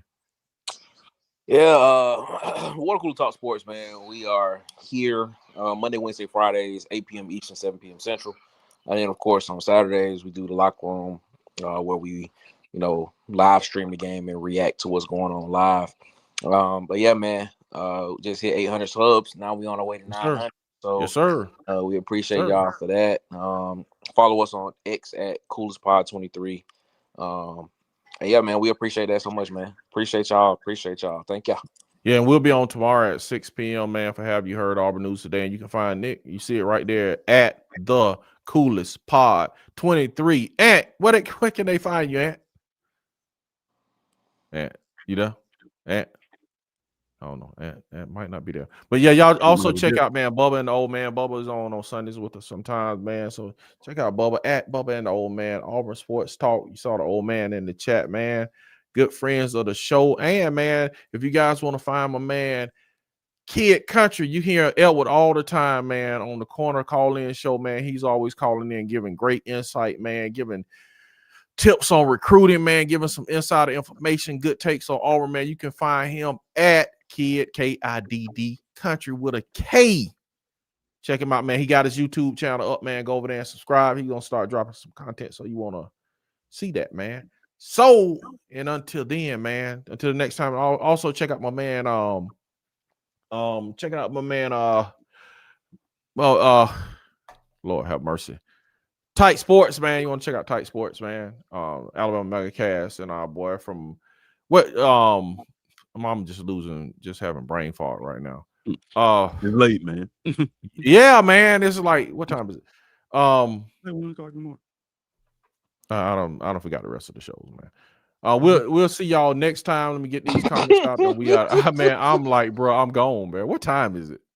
Bro, it's 2 o'clock. It's 2 o'clock in the morning. No, he said, oh man. Oh, okay, let's get out of here, man. We out of here. This is wild, bro. I'm like, it's 2 o'clock in the morning. I'm about to go to sleep. We'll see y'all, man. See y'all later, man. We gotta win some games, man. So we stop staying up so late. Yeah, War Eagle, man.